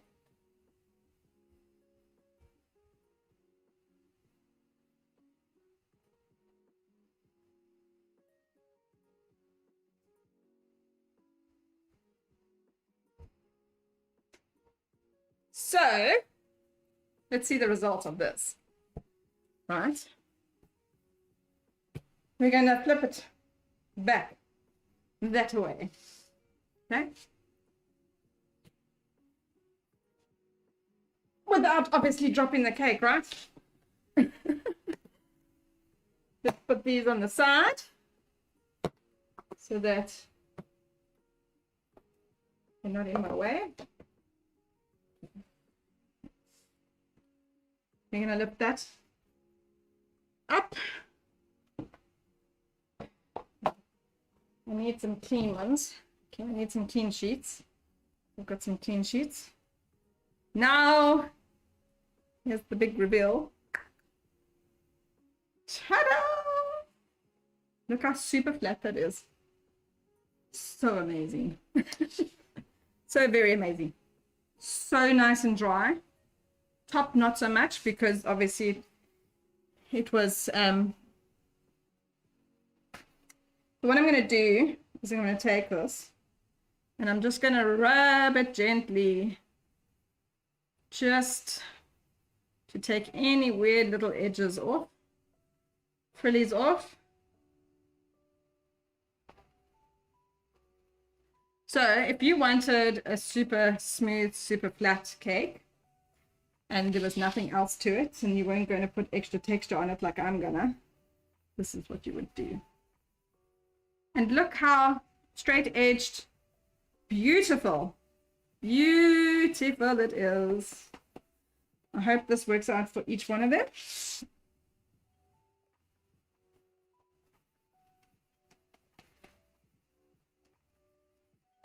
Okay. So the aim was to have a super, super flat cake, which is what I've got, because now, technically, it should be very, very stable for when I stack. What I'm going to do in preparation for stacking is I'm going to put my straws in, and I'm going to make a light circle so that I know where to put my, I don't want to guess because I am short. I am not tall enough to see. I'm going to land up probably needing to take a stool of some sort or whatever with me so that I am able to get up there to be able to to be able to get the third layer, the third tier up without any issues.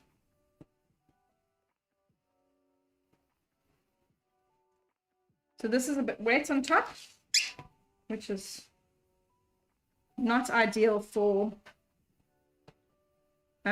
doing what I'm doing right now. Well, I don't know, it should be fine actually.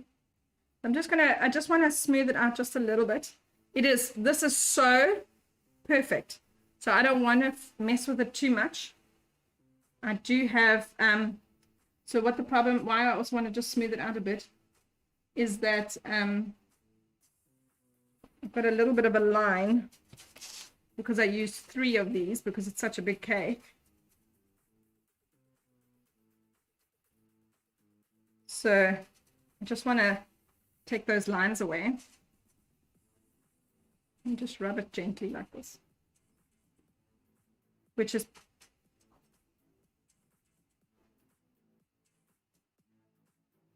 okay. And I'm not rubbing it hard at all. I'm rubbing it gently. Rather rub it gently and over again, then press hard, and then you actually land up making more problems. I wish you could see this. The lighting and my camera, as amazing as my camera is not, and obviously I'm not zooming in enough for you to be able to see. I'm super happy with that. Okay, so what I'm going to do is that I'm going to use this. Okay, to draw a light line. I'm going to do it this way around so that that is there. Okay, so that it's easier for me to see. So I want to make this in the center as possible, so that I know I'm going to go to the point in actually measuring it.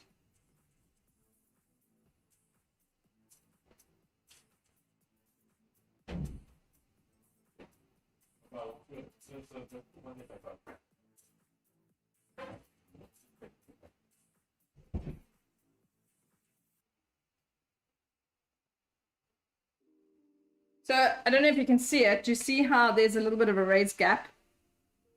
So this is why I wanted it as super flat as possible, because if it's not, then that is going to cause a problem.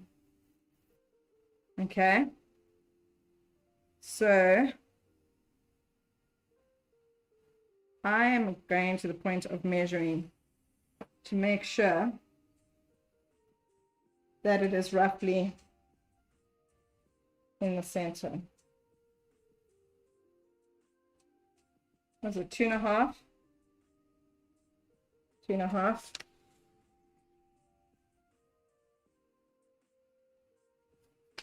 So that's not in the center. I'm going to lift it just a little bit. So I don't mind what goes on in here, really. 2.5. Am I going to get it? 2.5. And have I moved it too much? 2.5. I have. I've moved it just a little bit too much.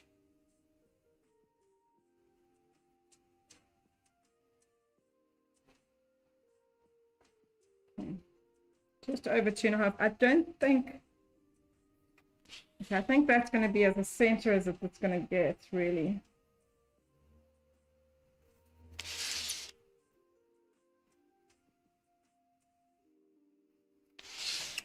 This side. Okay. I think that's going to be okay because I still need to put a bouquet of flowers on here. So, right. So what I'm going to do is I'm going to take something sharp, something sharpish, like my skewer, and I'm just going to run it around here on the edge, like that, just so that I know. So what's going to happen is that when I put the cake down tomorrow, I know where I'm putting the cake down. Okay. So tomorrow I know that I need to put my edge on here when I'm putting it down, put my edge on that line and then drop it and get it in place. Because now also I now know where to put these. So we're gonna put the flat side down so that it's buttoned up on the board. And we're gonna chop the sharp edges off. These are what? Straws. They are pretty thick and sturdy. I bought them a long time ago, so I'm trying to get rid of them. Yes, I know they're not, planet friendly. So I'm just trying to get rid of them at this point, but I will then move on to wooden dowels. Okay, so this also now helps me to make sure where to put these, because now I know I need to be within that area. This is my extra stability. So basically, this is how it works. Basically, the next layer, next tier is not resting on this cake. It's resting on this. That is the point. So you're going to put that in there. Okay. And actually, I don't want to use those scissors. I don't want to use those scissors. They're too big to get in there. I'm going to use these ones. Let me just clean them quick.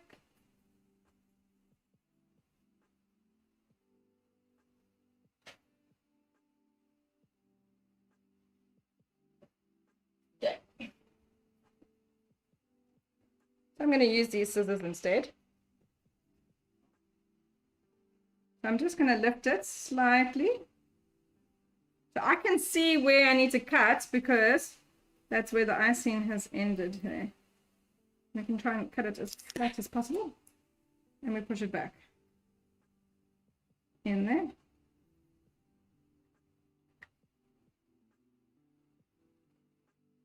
Okay. We're going to do 1, we're going to do 5 for here, just for extra support.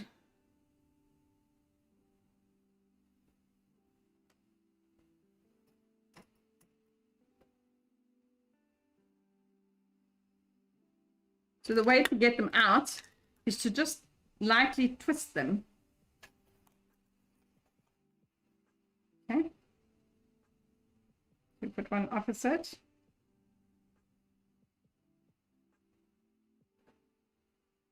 So I want it flush with the board. I can feel it flush with the board. And then we lightly twist it out. Cut it. So I'm not pulling it out too much. I'm just pulling it out so that it's just above so I can cut it.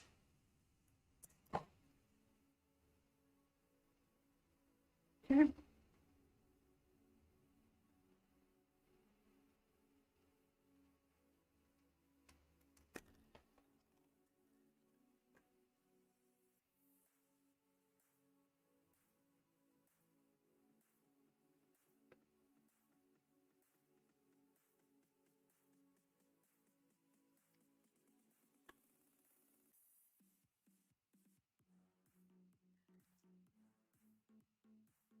So the thing with these is that it clears out. There's no cake in the middle. It's just so you know, in the middle of here. I don't know why. Yeah. You'd think that there would be. Okay.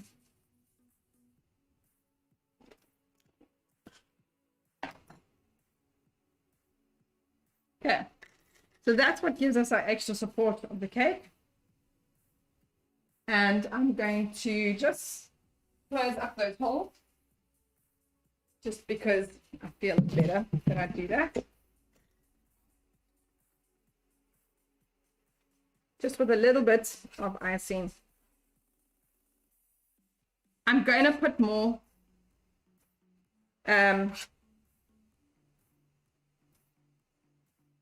icing. So tomorrow I'm going to take icing with me, and on these spots I will put more icing so that it will hold. Basically it will stick, because it won't stick otherwise, you know, it won't. I'd rather it stick to the cake. Okay, so close that up. Right. So now is palette time.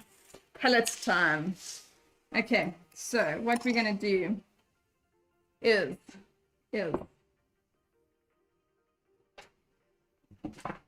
don't need this. Okay, so I'm just gonna do a quick test run of basically what I want to do.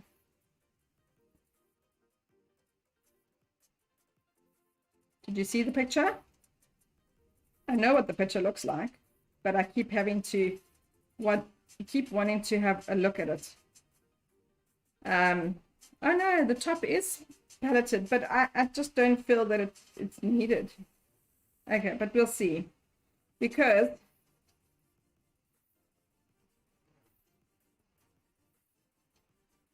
oh, there isn't one there. Oh, okay, so there's a big flower here.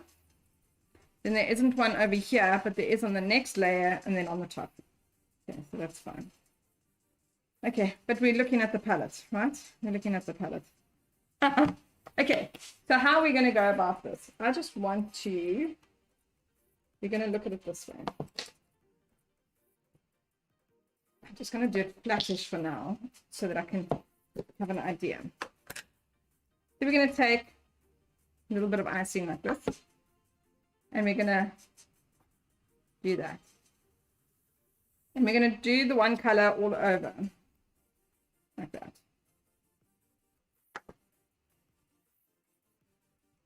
And you can do it sideways.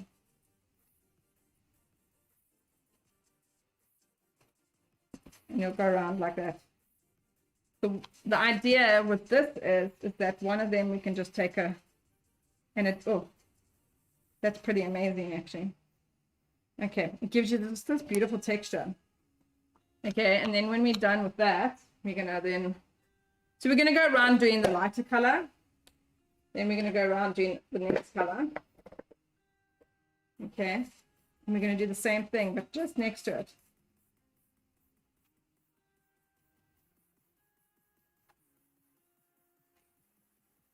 We're just gonna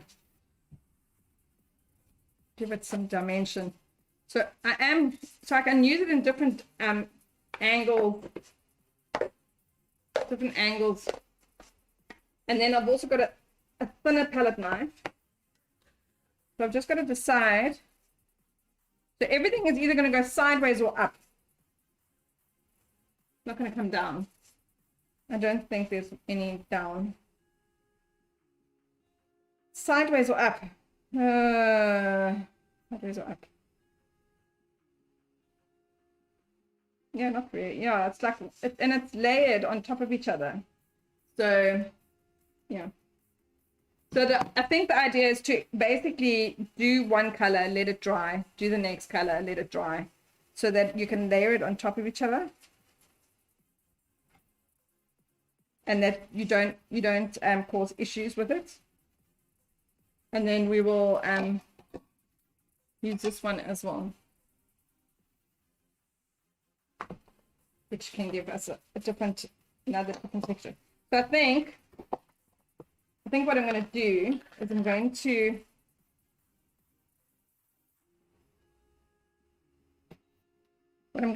do is, because they're not meant to mix in really, I think not too much anyway. That's how else are you going to get the different colors? So I think this is my process. I'm going to have to do one color. Do all the color all the way around on one color, which I'm going to start with the cream one as the base. Okay. Then I'll move on to the next color.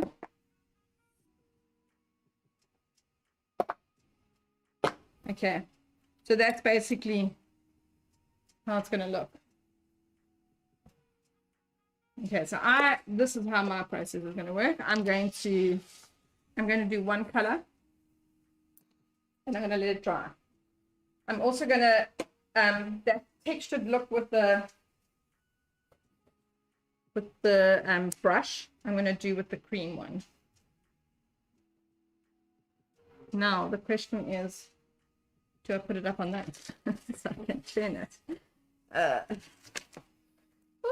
The gold leaf. You're not going to see me put gold leaf on, unfortunately. I don't think I'm going to have enough time. Okay. Right. So I'm going to do the one color, get it to be fairly dry, dust it, and then do the next color. That's what I'm going to do.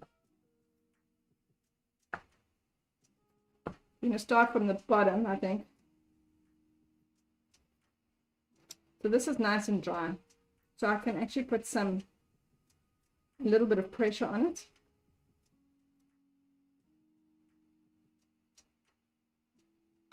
And it needs to be fairly messy, I would say.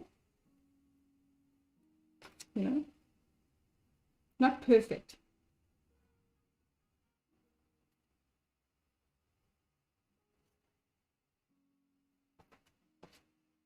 So what I'm going to try and do is that each color is a different technique, maybe.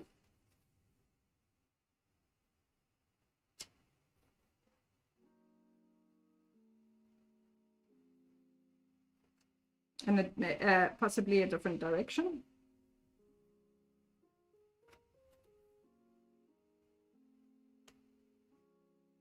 Okay, it's better if I do it this way. Get a better result in the flicks.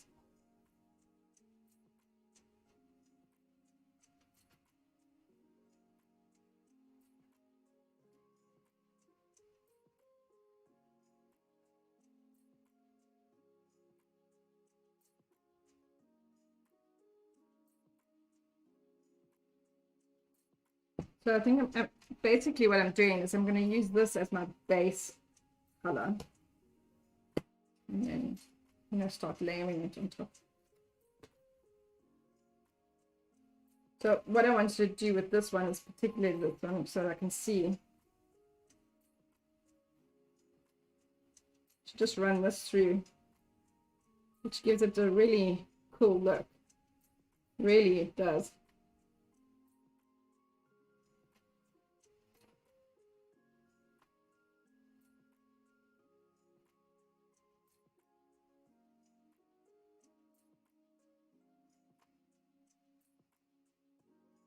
So I'm going to have to do the same process on each cake. So like that's the reason why I'm like, oh, okay, I don't actually have enough time to do all three on live. So I just want you to see where I'm going with it. And then, yeah, at least you've seen sort of the process of how it works.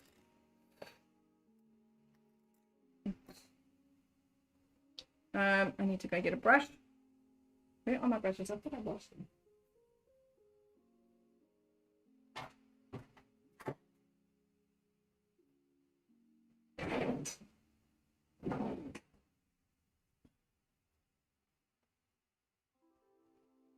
Oh, here we go. Oh, that's a pretty color. You're not going to see it.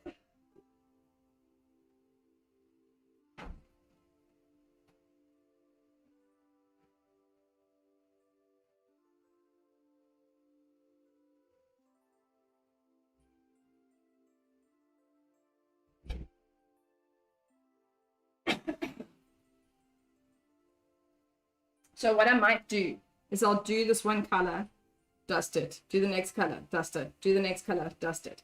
And then if I need to add this color again, I will come back and add it on top. So I'm just going to lightly dust it.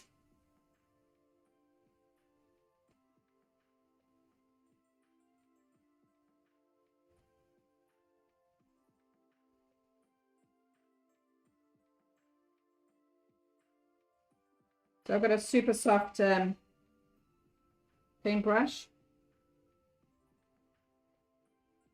So I'm using, why I'm dusting the colors is because it's a shimmer color. I'm giving it this beautiful shimmer look to it. This color is absolutely stunning.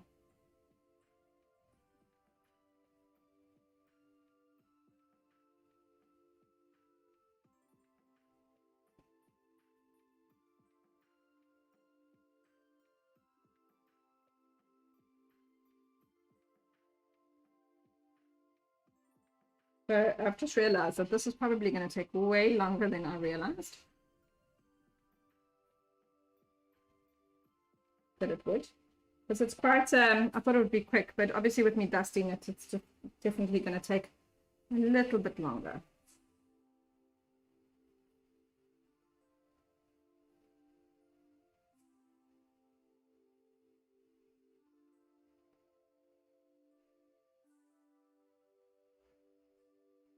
And I'm not, so also I'm not actually dusting the whole stroke. I'm just dusting it in. Yes, I don't know if you can start seeing it.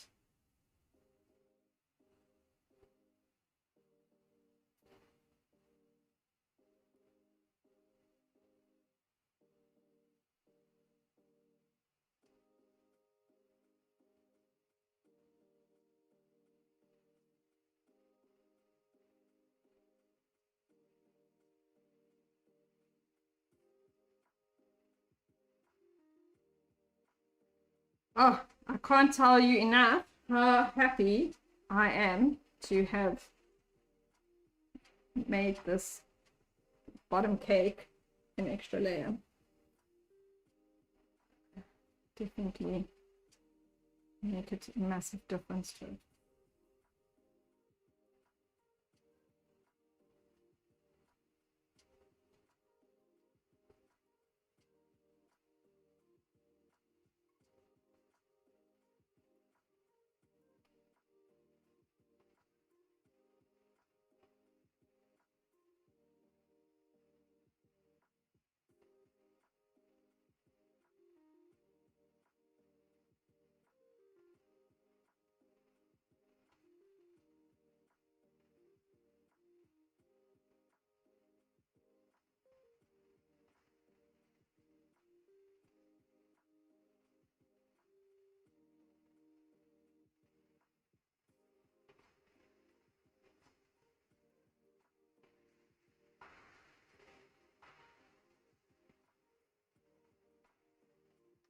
So pretty. So freaking pretty.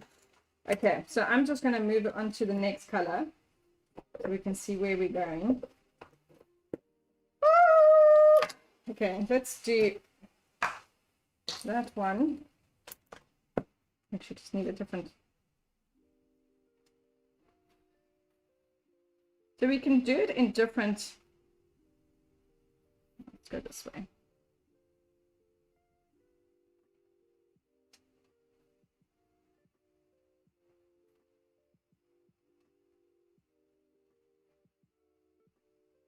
So how you do it is you put a blob of icing at your base, and then you pull it across.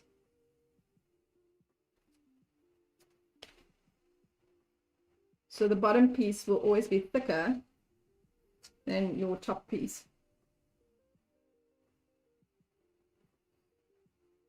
And you can also go over it a second time. That's not a complete train smash. And you can do short ones and long ones. And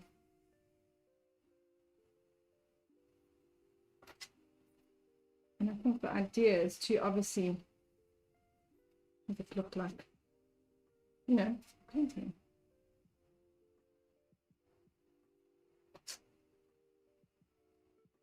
And with different levels, so that it's not equal or even.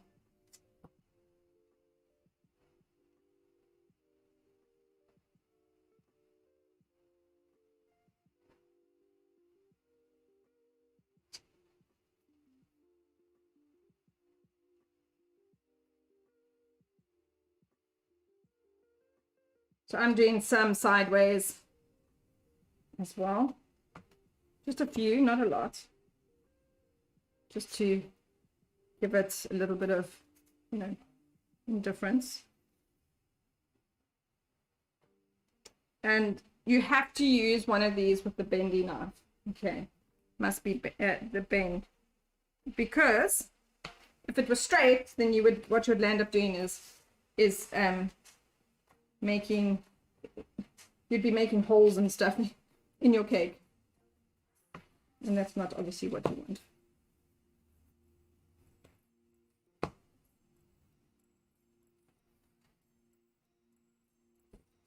So you can see why I wasn't too stressed about how smooth my cake was going to be, because we're making it quite textured as it is. Okay, so I think that's enough with that one. I want to dust some pink. Yes. Oh, do I not have a lighter pink? I thought I had a lighter pink. Okay, so I've got to be careful. No, wait, I was sure I had a lighter pink one. Yes. This is too dark.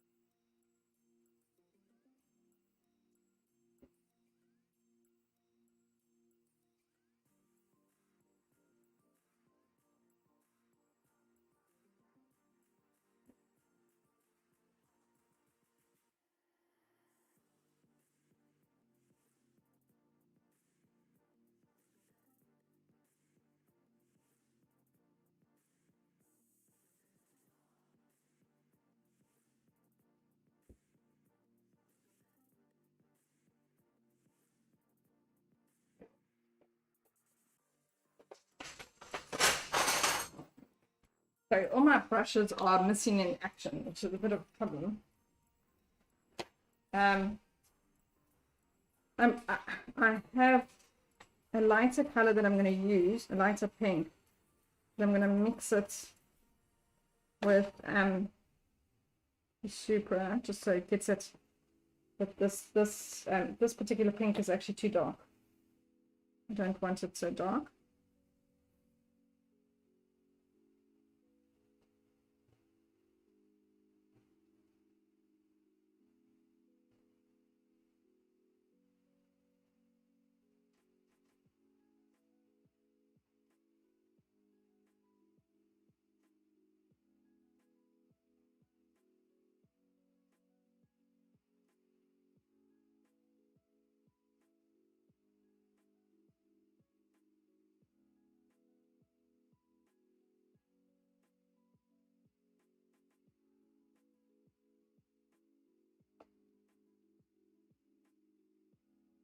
And I also don't want too much of this pink because she wants rose gold, and I obviously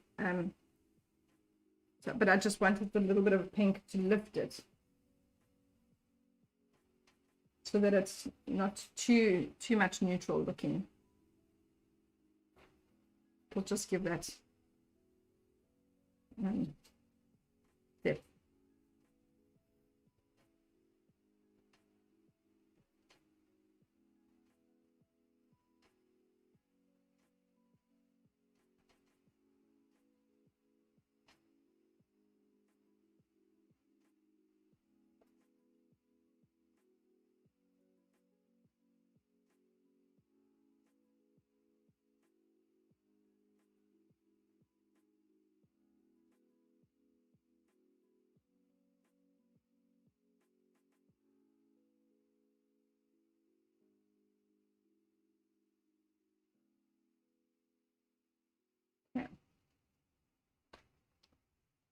And this brush needs to be as dry as possible for the dusting,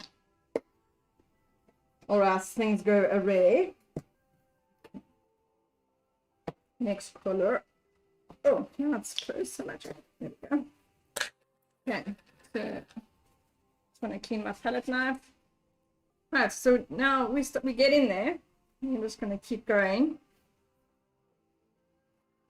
And we're going to start to overlap now because we're going on to the next color.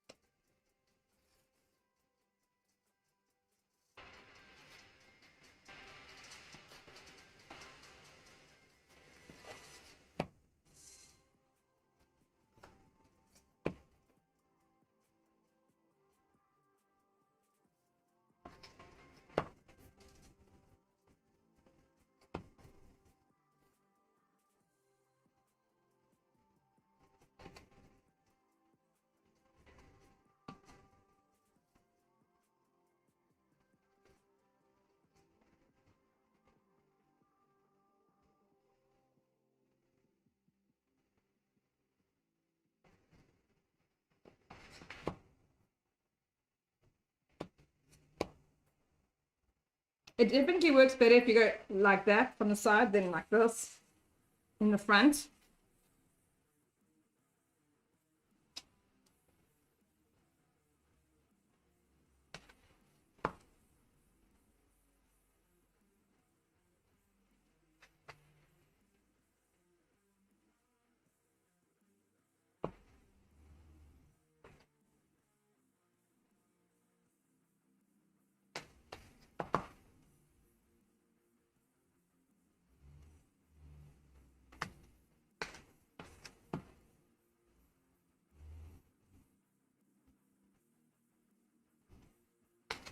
Okay, so like I say, I'm going to start seeing the gaps, and then we'll go from there, kind of thing.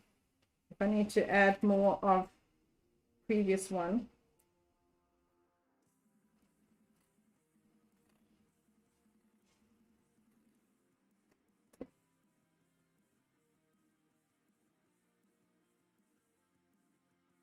And then I'm going to finish it all off with some gold foil. But I don't want to put the gold foil until I've done all of them. Actually, I'm going to do gold foil tomorrow. I'm going to do it at the venue when they're all stacked. Once they're all stacked, I think that is going to be a better option.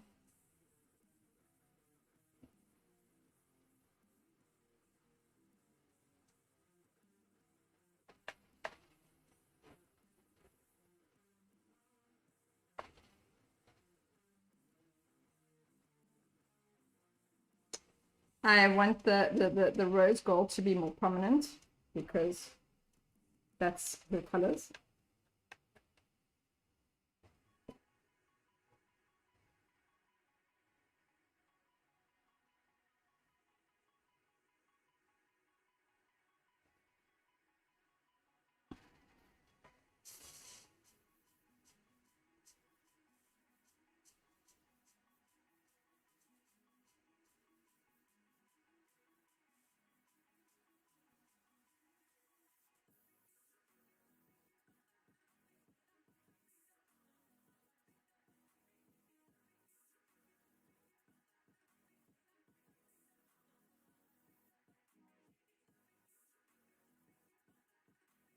I could actually, to be honest, I could actually do all of this paletting with each one of the different colors, because I've made them each different colors, the actual icing.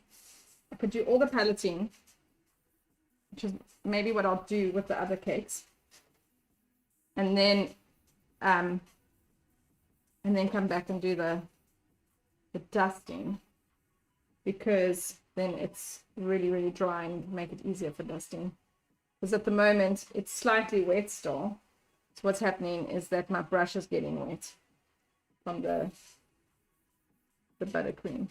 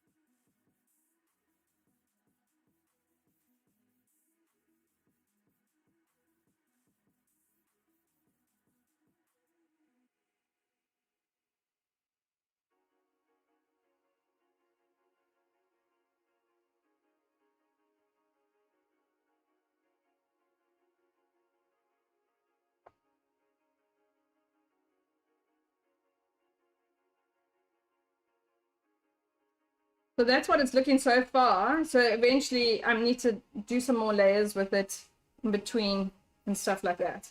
So let's just check it out with the last color, because now I need to start closing up those gaps with the last color.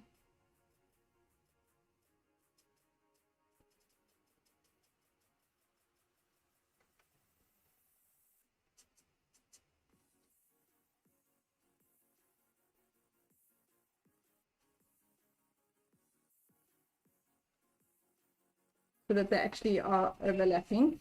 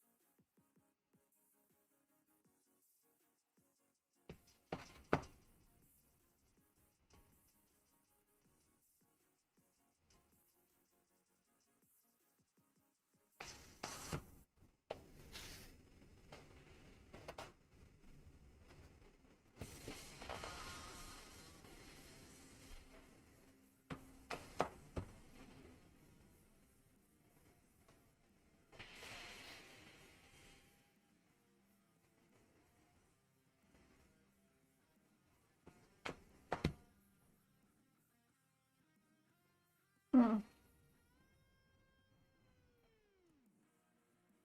Cool.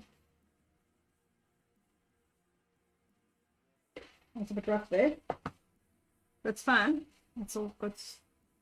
It's all good.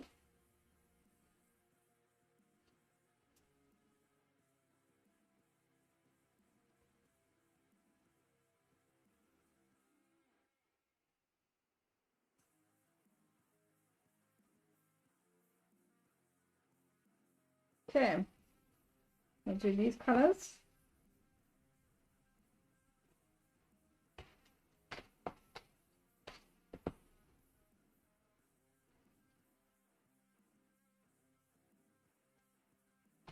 I do, however, want to drag on the side ones. There it is.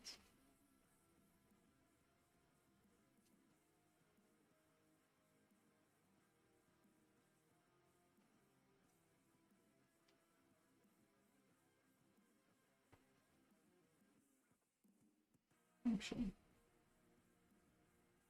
This gives it such a fantastic texture, I can't believe.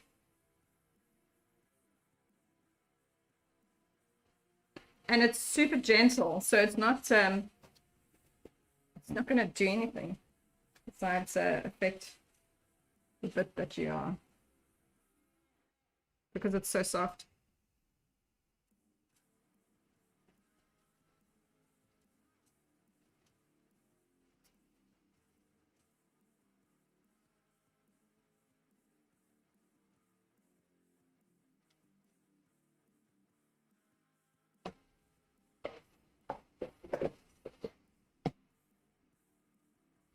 Okay, and that will give me my next color.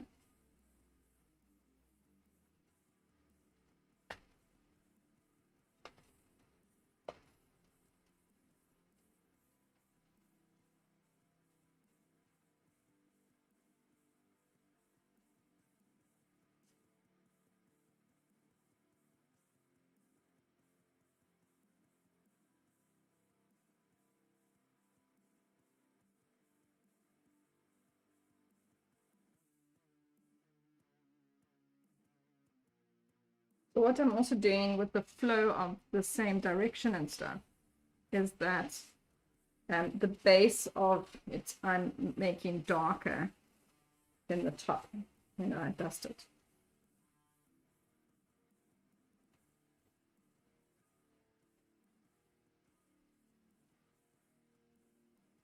I am going to, however, I'll definitely come back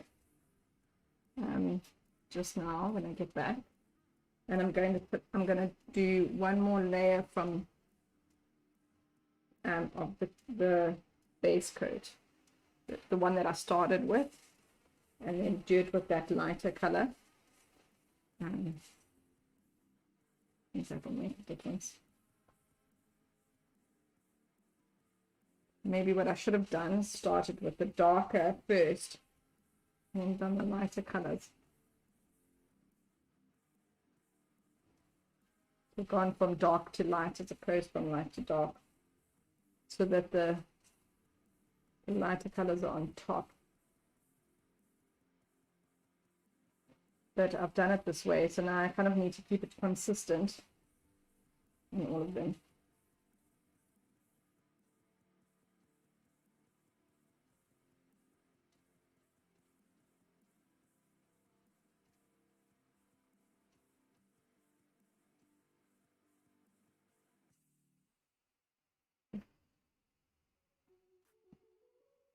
Okay. Yeah, I definitely think I'm going to come back. Yeah, I'm going to come back when this is dry, because I'm going to go now. I'm going to be done because I can't continue. I need to go fetch my baby girl. And by the time I get back, this will be dry, and I'll be able to come back with the one that I started with, and just in between just add that extra. Now zoom in more. Zoom in. So that's the effect that we're going for, like this palette look. That's how it really works. I think it's going to look lovely once we start getting the others on, and then obviously once we've got the flowers, and then I'm going to finish the edges. So I'm going to pipe the edges. I definitely pipe the edges now on this one. The others I'll do tomorrow. Anyway, guys, and I'll do the gold leaf tomorrow as well. Anyway, guys, this is me. This is me for today. I will do a video of me setting it up tomorrow, and then I will post that. So if I have a nice video for you guys next week, I'll probably have it for Wednesday. I am going to be posting recordings as lives next week, as Halloween week, and you know what that's about. Chaos. Anyway, guys, have a super duper fantastic weekend, And I will see you on the flip side next week, Wednesday. Well, no, actually I won't. I will see you in a week's time, but I will be posting stuff anyway on the Wednesday and the Friday as I normally do. I'll chat to you soon. Have a super duper weekend. Bye.